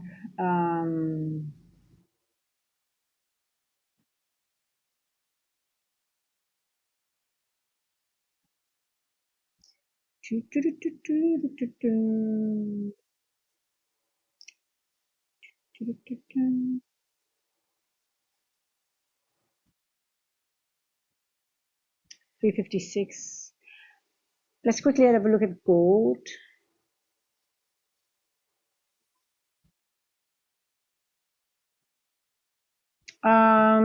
Yeah, I'm not same. We went into this wick. We most likely are going to go into this area here. Also same. I can't be very excited about this area as well. Some people, I mean, I guess some of you guys know how to trade consolidation areas, or when it sort of like half breaks out of it. I'm just not. It's just not my style. We did hit a nice level here. Most likely we're going to go into this area here, I guess. But I don't know, guys. I'm just not very eager to pull the trigger on my evals or my live or whatever. Let's see what 4 o'clock is going to do. That's how many I mean, it's still quite some. If you were in it all the time, I guess it's still a good amount of points when you entered here. But let's say here 233. It's still a good amount of points, but 60 points, 2 hours, 1.5. I want 60 points in one macro.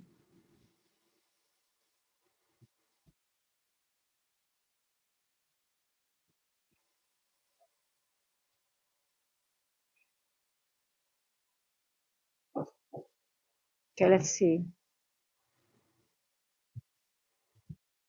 Yes, Philip. Yes.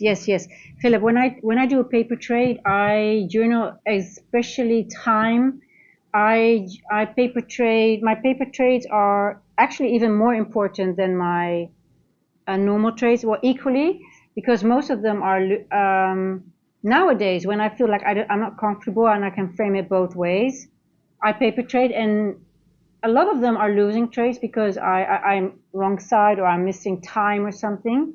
I journal them very, very extensively, and I always ask myself, what did I miss? What do I could do better? And that's where you learn, right, from your losing trades. So especially my losing paper trades, and I also paper trade, especially when I want to improve execution and stop loss, because when I take large distribution move, I tend to trail my stop too fast. So yeah, no, I definitely journal my paper trades. Yes. Actually, even more extensively than I shouldn't say more extensively, but just as equal. I trade them equally. Yes. So I go over what I feel like. For example, this trade is like, okay, what was the macro doing? For example, when I entered, it was not moving, it was consolidating. But I know from my journaling that when it's consolidating, sometimes between the first area of the move, most of the times we get the move after the 410. So when the macro, the 350 to 410 macro doesn't provide anything, a lot of the times we get the move after 410 in London. So I'm sort of aware, like, okay, if it doesn't move the way I want it, or it's really slow, we had a gap up. You saw that? We had a gap up. Normally, I don't get out of my trades. When I have my stop loss, I just stay in it, but I'm just not confident it's enough like I am normally. And when I'm not confident, I just get out. But according to my journaling, but hey, it's always, you can always, there's always new scenarios. When there's no move in the macro, it starts normally at after 410. So I'm just waiting for more intel. But this looks like bullish structure again. We engulf this area here, but I'm still not, I still don't like it. But it looks, I mean, I'm higher time frame bullish, don't get me wrong. But I would love to see a move back into this area, and I might miss it.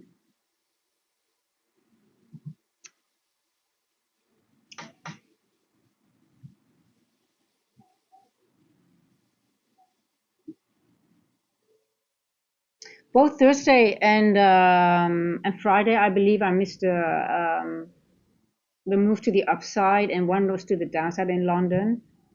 Um, but then I had a good trade in a New York session because I was just watching, and I just, I just didn't see the. I'm just not good at this price action when it was really slow, leaving gaps. I just don't. I just can't pull the trigger for some reason.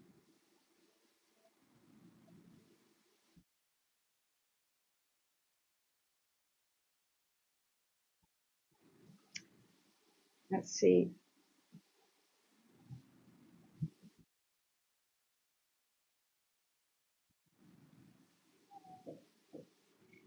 Okay, it's 4 o'clock, so let's see, 4:10. I might be interested in a long if we do get a little bit lower. But hey, guys, I'll tell you one thing. I'm not going to wait for that most likely because this girl's going to go to the beach afterwards because it's a beautiful day. I'm going to get some. And Philip, I journal actually. I do journal my London trades between London and New York. And my New York, I journal the next day because it's quite late. So I'm not as fresh as I normally am to do that. So who else journals? Hey, it's actually a very. I think it's a good question to ask. Who journal their paper trades? Who else journals their paper trade? Who else goes over? Okay, what did I do wrong? Why did I get out? What did I miss? What can I do better? And sometimes it takes me a long time to paper trade when I go over my trades, and I don't give up until I really see the logic what I missed.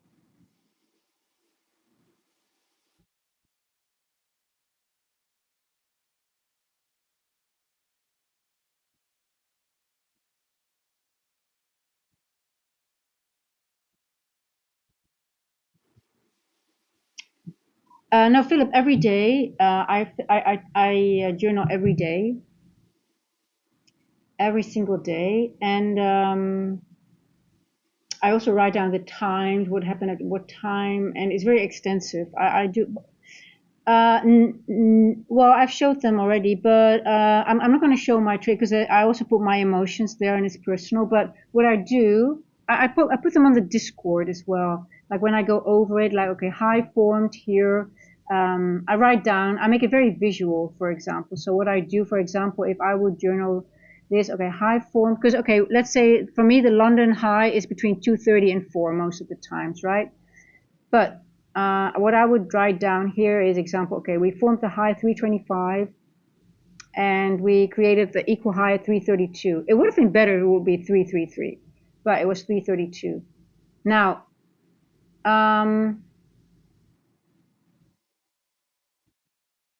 hold on, I'm just watching.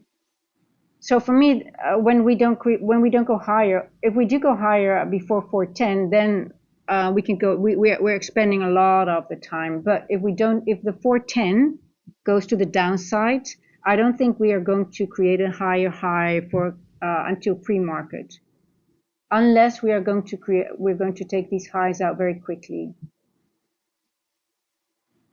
That's what my journaling has told me in the past. So I'm just watching.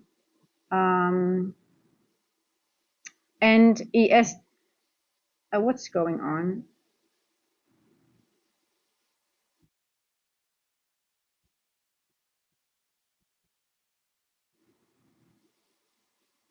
So ES technically this is a SMT, right? So I'm always struggling when there is equal highs. I think we can consider that SMT or not. I'm just not sure about that. I'm always struggling when there is equal highs and non-equal high. But let's see. Philip, I know your point. You think it's going to go higher, right? You think it's going to take out these highs. Yeah, you could be right.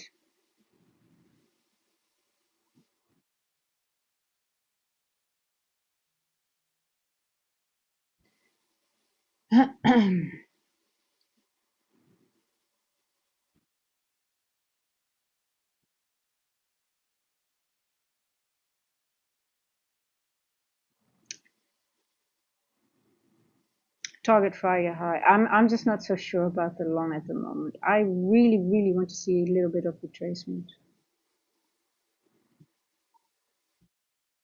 I just don't know. This is a 15 minute. Got a gap here. We've got a gap here. And we've got this here.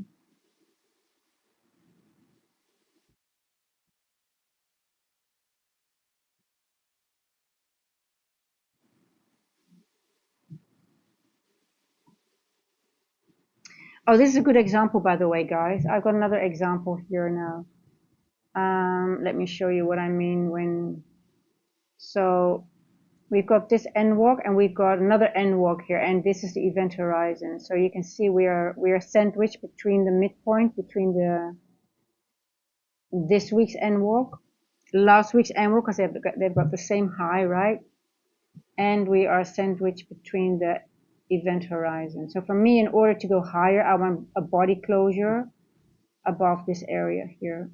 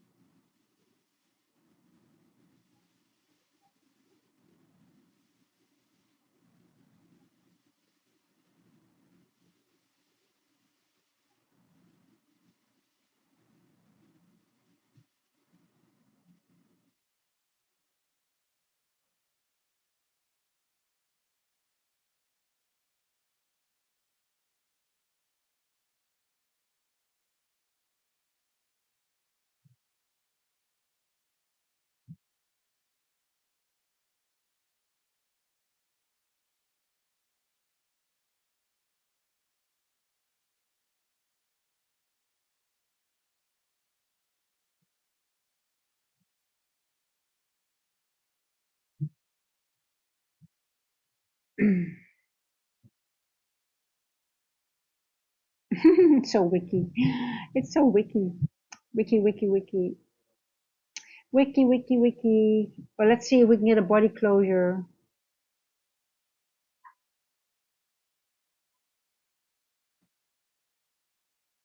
Gap here.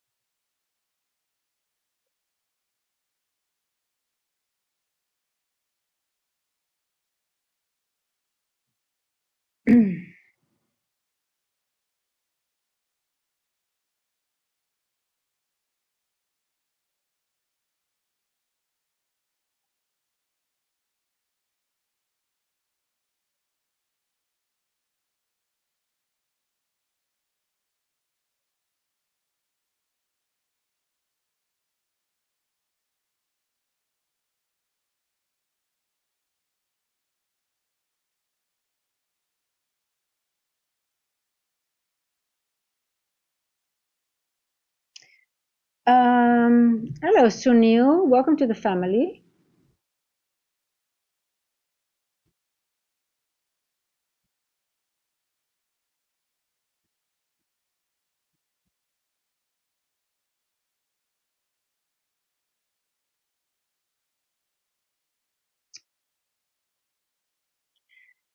Okay, let's see. Pum, pum, pum, pum, pum.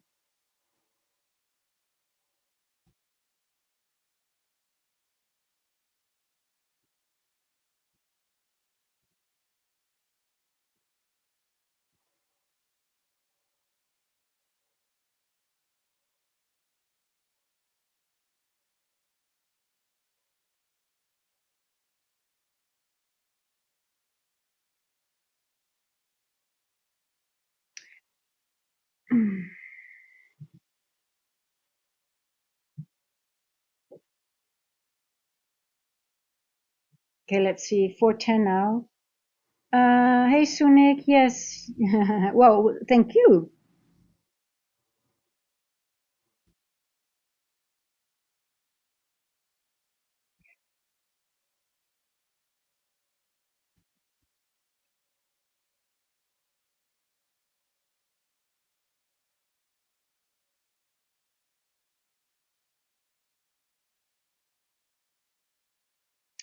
Okay, let's see what. It's 410 now, so let's see what the if we're gonna get a run and the direction of the run.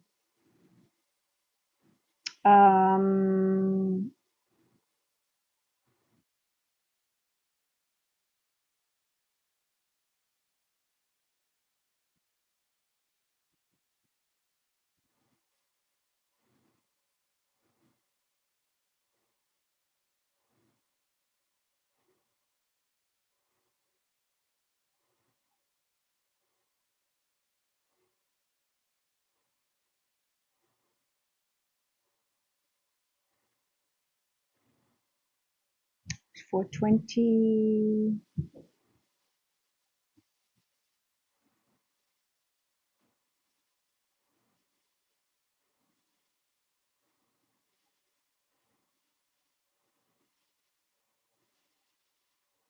It needs to break this fair value gap to go here. I really would love it to see go here to this fair value gap. 683.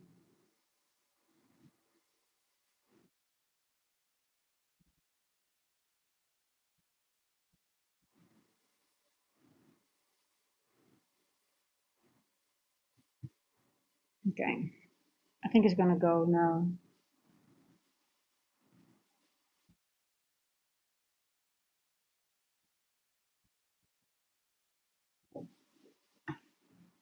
All these little gaps here. You see all this on the on the 15 minute. There's so many gaps. Let's see if we can take them.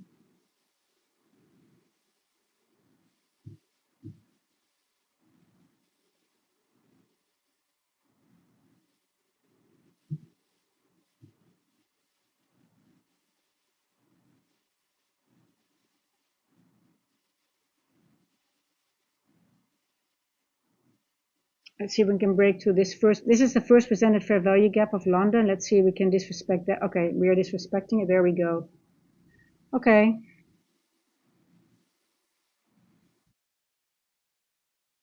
Let's see if we can go all the way. I want this one to be disrespected, and I want all these gaps to be closed. Come on, you can do it. This one here, this one here, this one here. Especially this one here.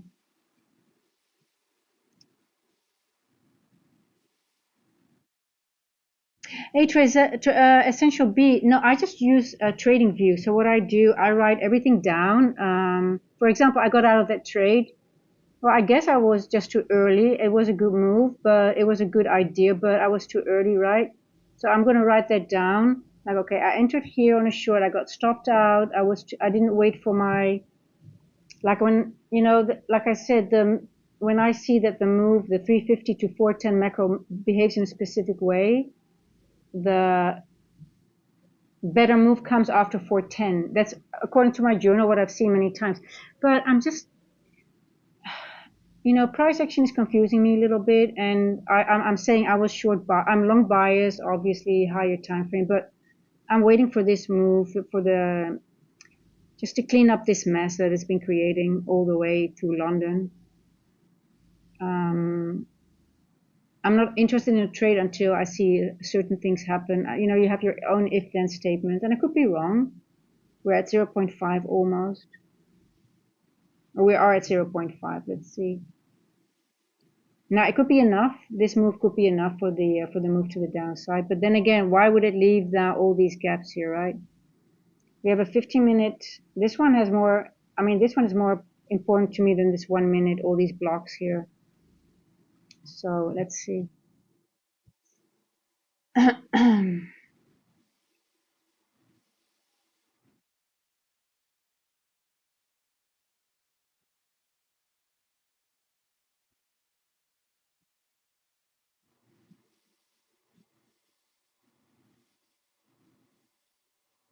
Yeah, I think this one is going to be filled because we have a gap here, a gap. Also, they created some gaps within the macro. Which technically this can be the breaker here.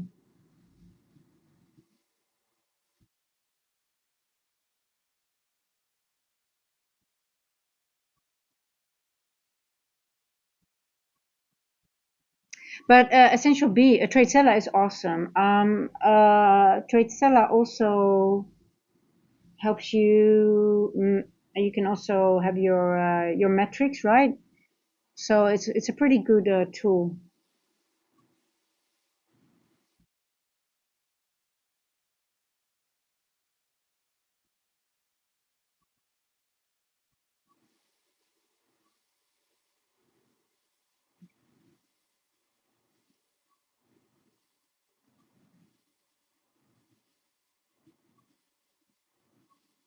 Okay, London high is in. Don't expect it to be taken out before pre-market or even New York maybe.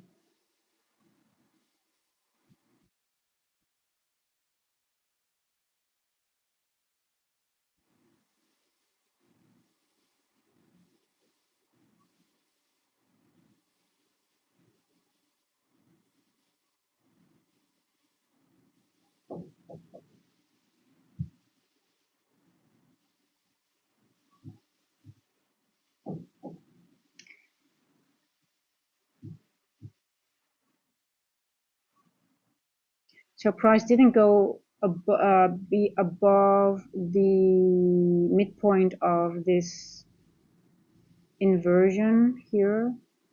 Well, it's actually a suspension block, by the way, a reclaimed suspension block. What time did we do that? 4:08, 4:09. We went down. Here we are. Now we are exactly above the first presented again here. So this is a good area to watch. Now, what are we doing here, right? Are we going to go further down, or are we going to, is this the low of the move? Which is also, we did tag into 0.5. So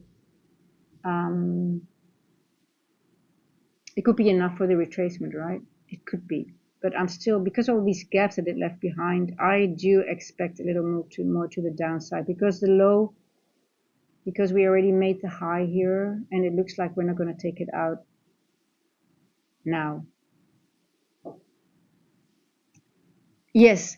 So Essential B, if you have the money to spend, I think it's a good thing to do. But I just started to do it in TradingView, and I write down a lot of things. And I have a large, it's like huge PowerPoint thing, and I write down the higher time frame and the lower time frame things that I see, right? And I love TradingView because you can write down things. You can, it makes it visual. I used to do all kinds of Excel sheets, but I never looked at some point. Okay, I was looking at win rate and stuff like that, but then again, I noticed that when there's only metrics, and it wasn't visual to me. I'm like, yeah, what am I looking at? Yeah, at some point you want to see your what days are your best days and stuff. But afterwards I'm like, and then I just totally went back to only using TradingView because it's visual to me and my brain works better when I see things. So I really needed that visual thing. So I thought, you know what, I'm just going to make everything visual, write things down. So I go on the lower time frame, higher time frame, and in the weekend I do fill up. I go over the weekly, what happened during the week, my weekly profiles, for example, what happened on Monday, Tuesday, Wednesday, Thursday, Friday. So I journal higher time frame, lower time frames, but I also write down my emotions on my trading view. Like, okay, why did I get out? Was I nervous? Was I don't get influenced by the chat, by the way. If I see a trade, I just stick to my trade, and if I'm wrong, I'm wrong. I don't care. And neither should you. And I love you guys, because if I'm in a trade and you see things differently, you guys share what you see. And you know what I really like about that is that you guys feel safe enough with me to also, go the opposite way and just sharing it without being, I'm not going to kill you for it. And I love that, because that's how we learn together. And I'm not afraid to be wrong, and neither are all of you guys. And I love that, because that's where we learn most of our losing trades, of our trades that we're wrong.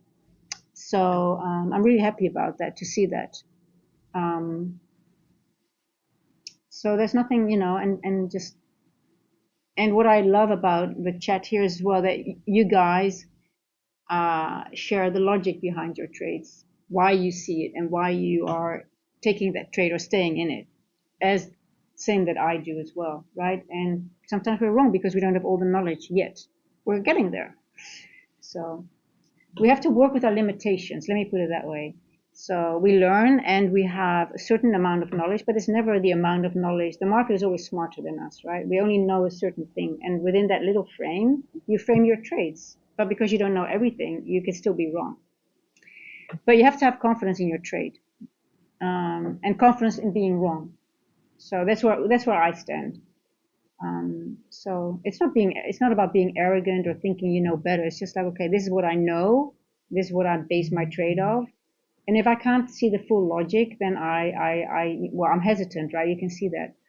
But my short is working out now, but I still didn't pull the trigger. Why? Because I was still hesitant. Not because of fill up, but just because I just see things are not lining up exactly how I want them to be. But now the logic of the macro is working out, which I said, well, in my journal, I've stated that if we have the 350 to 410 macro is giving, not showing really a certain move, or not initiating the move, the real move comes after 410. But then again, I was still not certain, like if it's going to be to the upside or to the downside, because I could see it. But then again, when we have a high, it's according to my journal, guys. I'm just showing what I have in my journal. If the high is in, and when I talk about London high, it's the high that's been formed between 2:30 and 4 o'clock Eastern. That's the high I'm talking about. I'm not saying the high is in for the day, no, but during the session between 2:30 and London. And unless we would have taken it out during the macro, then I would see a continuation during London and pre-market. But now, after a certain amount, I'm like, okay, we're going to take out all these gaps that we've been creating.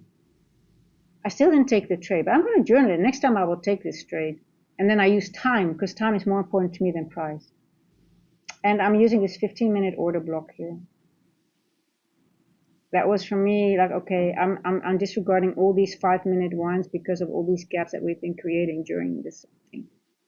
So initially my short idea was okay, but it was just for me I got confused as well, because we marked up here again, but then again we stayed here. So let's see if we can make it I want to really just step into this fair value gap here.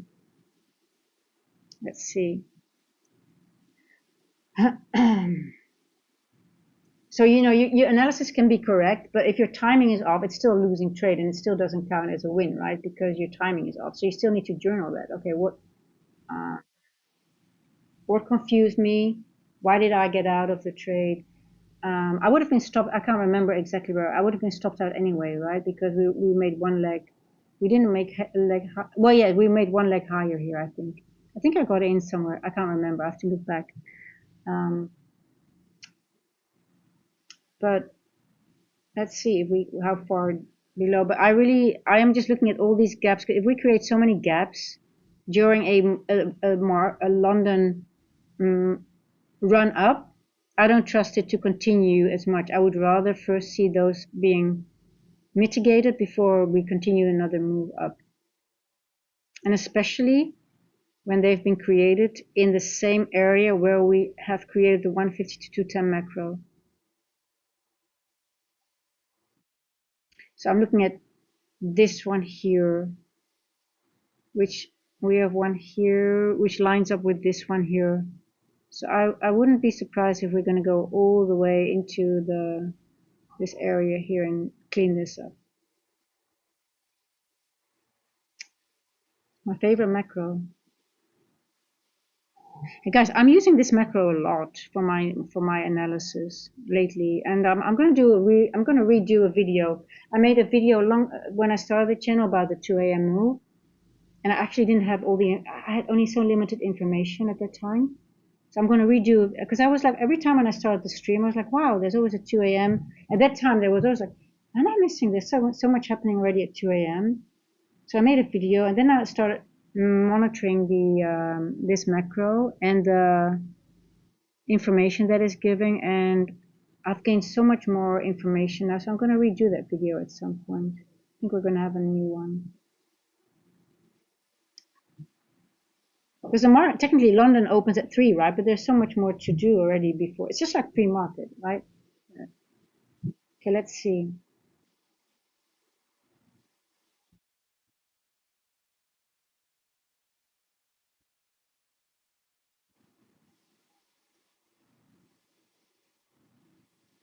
So I really don't feel any FOMO that I'm not in the move, because it's just one of those things I'm going to journal.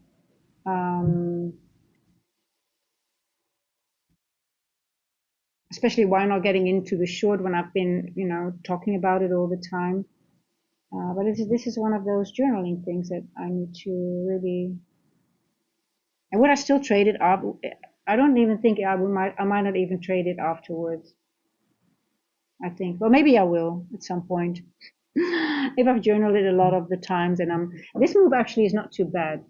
It's not too slow. I like it because it's at 10 past. I've said, well, the move normally comes after 10 past, and then what time is it now? 27, 7:02. This would have been okay, not too bad. Next time maybe, but then I would not have gotten in here. I would have waited for the 10 for 10.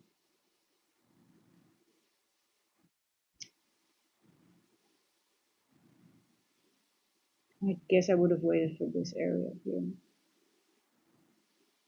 30 points, 28 points. I don't know. Okay, let's see how far we are going. I do think we're going to tap into this fair value gap. Maybe even lower. Um,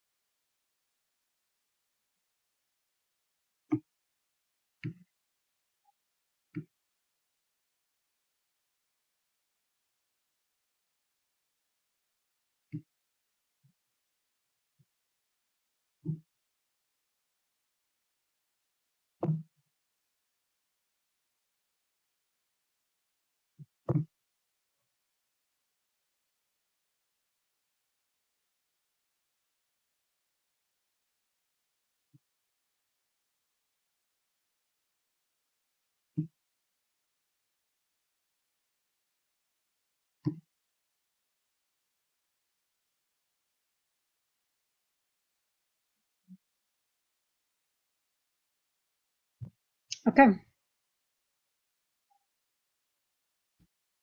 there we go.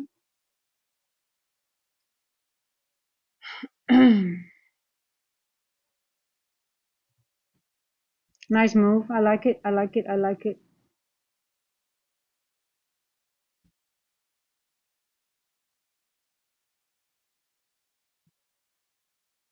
We're back into the end walk. So we rejected literally at in this wick here, and we used settlement price again of last Friday.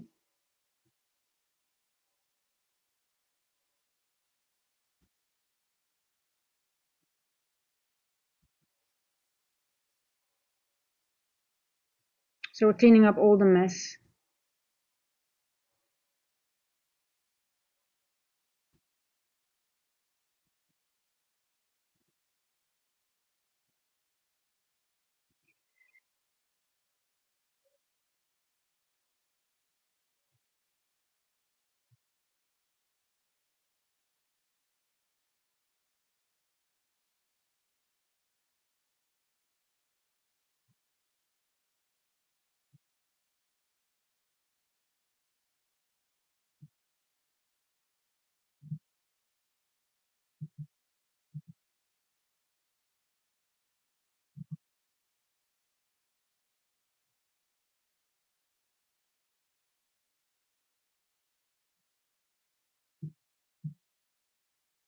Beautiful area of rejection here, most likely.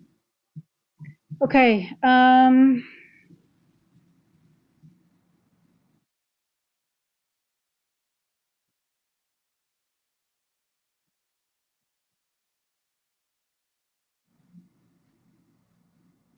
Beautiful, beautiful, beautiful. No trade for me, as you could have seen. Did anyone take that short?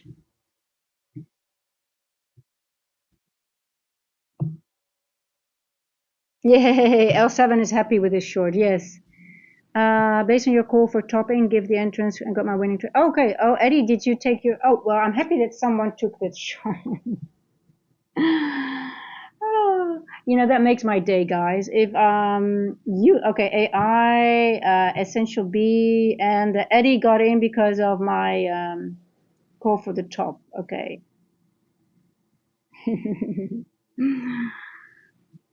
Well, let me put it that way. It wasn't a call for the top. It was just I was just going over my logic. I actually wasn't calling out that it was the top. I said, okay, I do think the top is in for London, because it formed between 2:30 and 4. And then later on with the macro, I had more confirmation, and I said, well, if we don't continue the move in the macro, then I believe the London high is in, according to my journaling. So I did not really call the top in the sense like as a signal, like, but I said I do think the top is in, and I needed more information, which the 350 to 410 macro came.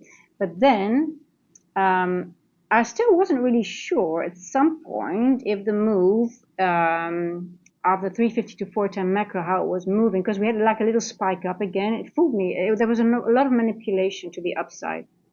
So, but at some point at 410, that would have been my confirmation for the move to the downside, because then I would have think, okay, now the top is in. We didn't make the move between the 350 and 410 macro, because my journaling has stated to me, once we don't do that, the London high is in, and we won't see a continuation before really pre-market, which could be in a couple of hours or maybe even New York open. So that was my but I was not really, I did not say, oh, the top is in. I was still, I think the top is in. But anyway, I'm happy that you guys, I did not pull the trigger at this moment. Just, I don't know why. I'm just more careful lately. VWAP and top. Okay, you have the VWAP as well. I don't use the VWAP, but yes, got out at 659. Okay, yeah, I think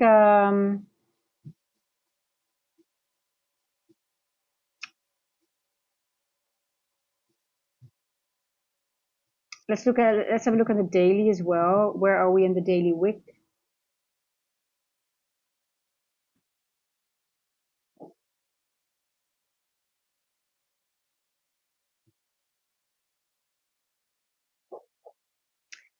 So we are now moving to the bottom of the this week's end work, and we're moving back to the so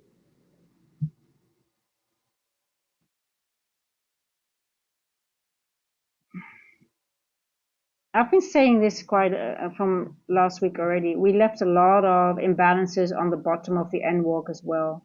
Last week's end walk. So let's see. Midnight, we tagged into midnight.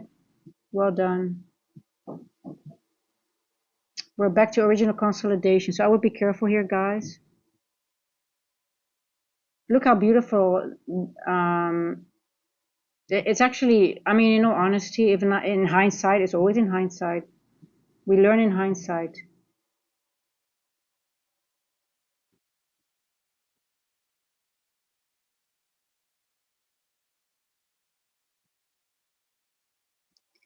When you have price action like this, always be very careful with the with the continuation. But anyway, NQ heading back to hopefully Method finally got a nice short entry on top. Sweet, sweet. Yes, okay. I'm happy to hear, guys. I'm happy to hear.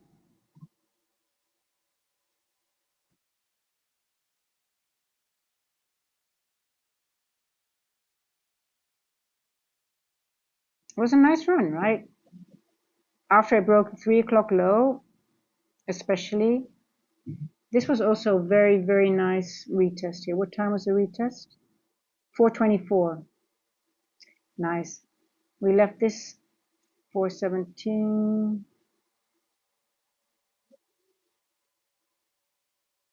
There we go.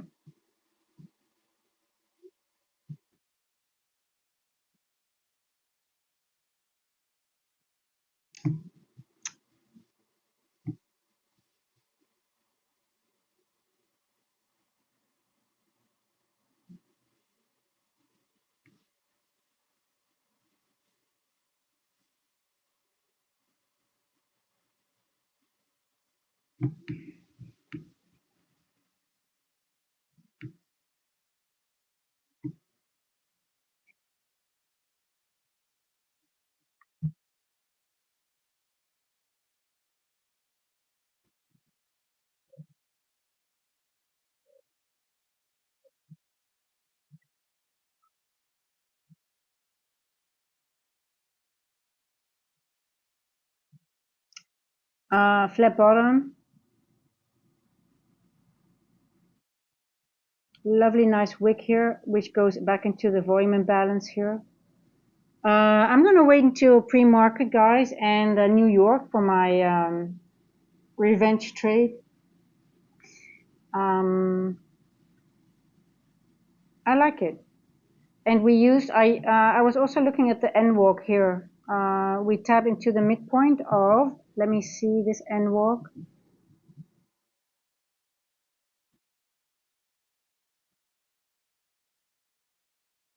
7 of December, the N walk of 7 of December. You see that midpoint was tagged exactly here.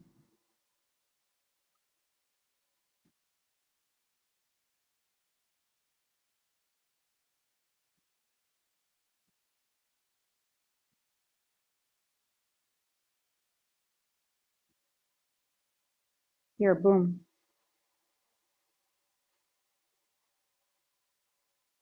Don't sleep on your N walks. Don't sleep on the older N walks. Look at that going, the short. Oh, this is actually a beautiful trade though. I think it's gonna go all the way into this 4-hour wick now. Grade this wick and look on your lower time frame what you can find there in those areas.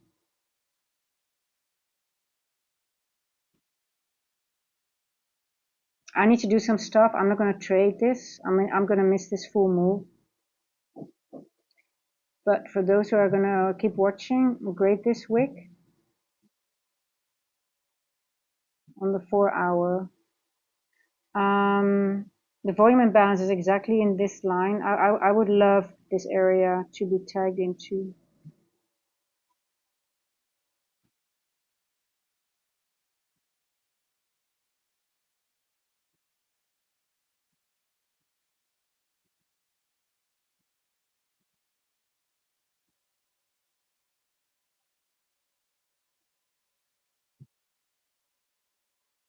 Also remember, guys, I want to share the opening range gap that we've been forming 2 days ago.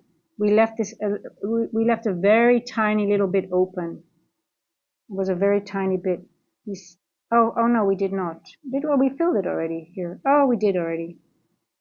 Oh no, we did not. Here it is.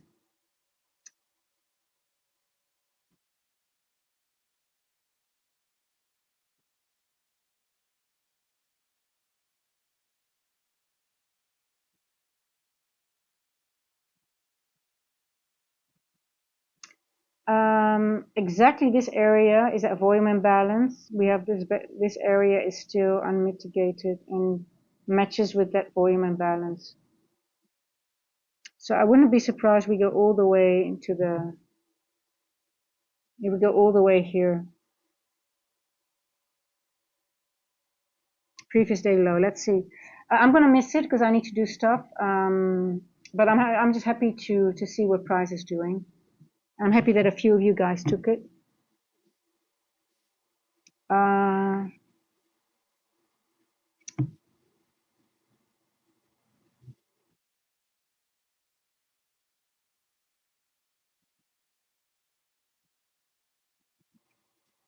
Yeah.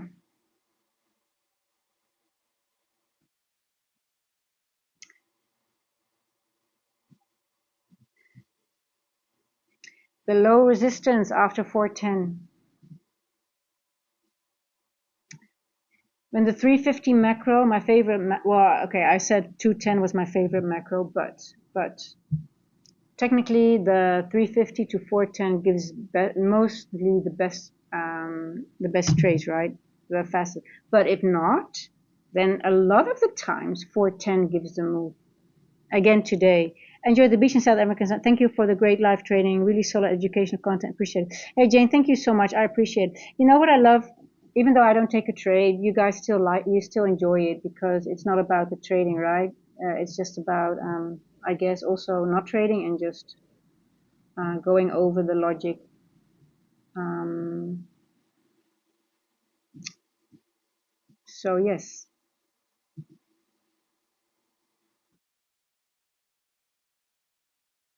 And start using TradingView or whatever you use and mark down times and how macros are behaving.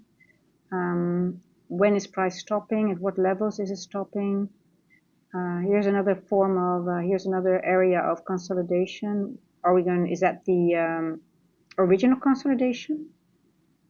Is that the market maker buy side, sell side? And are we ending here? Could be. Or are we going to go lower? I think we're going to have a nice, I think, love the logic. So go people and press the like. Yes, press the like, guys. I will never ask for. I always forget about it to ask, but I appreciate it, Matter. And yeah, I can just. Oh, this is interesting as well. I just want to point out we're in Asia.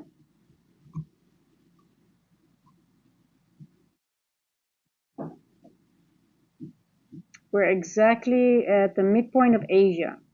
So here you go.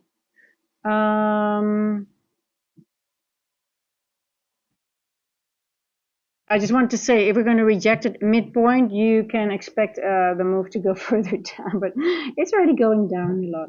Okay, well, guys, just enjoy your day so far. I'm going to do some stuff, and I'm going to have a nice walk on the beach to get some clean, fresh air. I don't want to say clean air because the air is clean here. I'll see you guys later today. And thank you for hanging out with me. I love you guys. And I'll chat to you soon.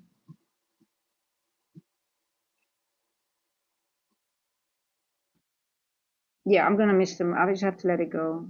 Um, I can keep watching price action all the time.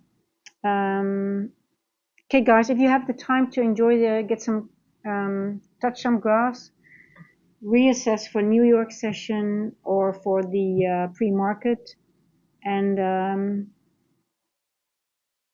we're gonna have a nice volatile week. So get your brain back in order for the next run. I'll see you guys later. Ciao, ciao. And you know what? For those who who are not in the Discord, I put the Discord link. Did I put it in here? Let me quickly do that.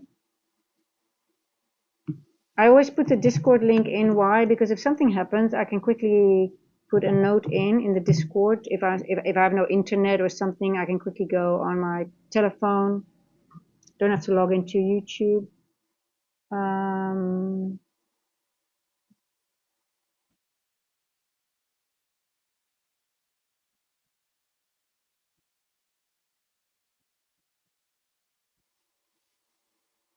Here we go.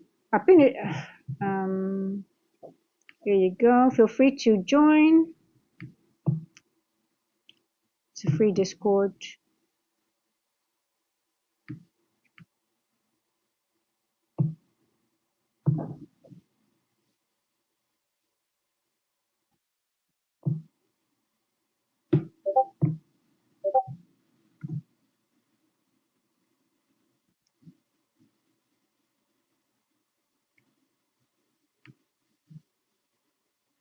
And those who are already there, you know where to find me. If you send me a DM if you have any questions. Any questions in the chat, guys, before I leave?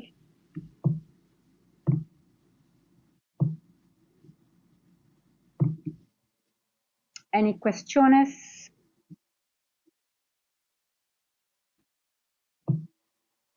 No questions? Hey, Metho, you're number 3 on the with the crown. Who's number 2? Oh, Jane, you're number 1. Jane is number 1 today. And who's number 2? L7 is number 2.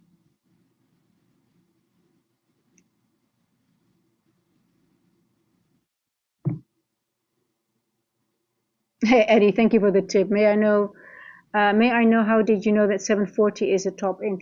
So, Eddie, I wasn't really 100% sure. I just know from my journaling that the London high forms between 230, the high or low forms, you have a two, you watch, we've been going up, up, up. So I was looking for a London high. Now between 230 and 4, we technically most of the time make a London high, but I was looking at this this was the previous day high here, and we had settlement price. So I was looking at this line though, and we also have a wick here. So I thought, okay, we could have the London high in. We created equal highs, and ES didn't. ES did not. ES. So we had sort of a SMT here, right? Let me show you here. ES took out the high here at 4, and Q did not, and Q created an equal high. No, hold on. I was looking at this, and actually 4 o'clock gave the answer. Here ES did not take out the high, and Q formed equal high. That was the first SMT that I saw, but it wasn't convincing enough to me. But at 4 o'clock, you can see here the 4 o'clock. That was actually the true SMT. Here, this one we did, and Q did not even go higher anymore, and ES did. Here, this one at 4 o'clock. That was the real SMT. And then the move to the downside started. But I did say, okay, we are previous day high, we're in a wick, and I think the high is in, but I need the 350 to 410 macro to see what's going on. Because sometimes when the macro runs in a 350 to 410, it does create another high just in that macro. So then most of the times what you can expect is that we continue during London up to pre-market. We continue higher.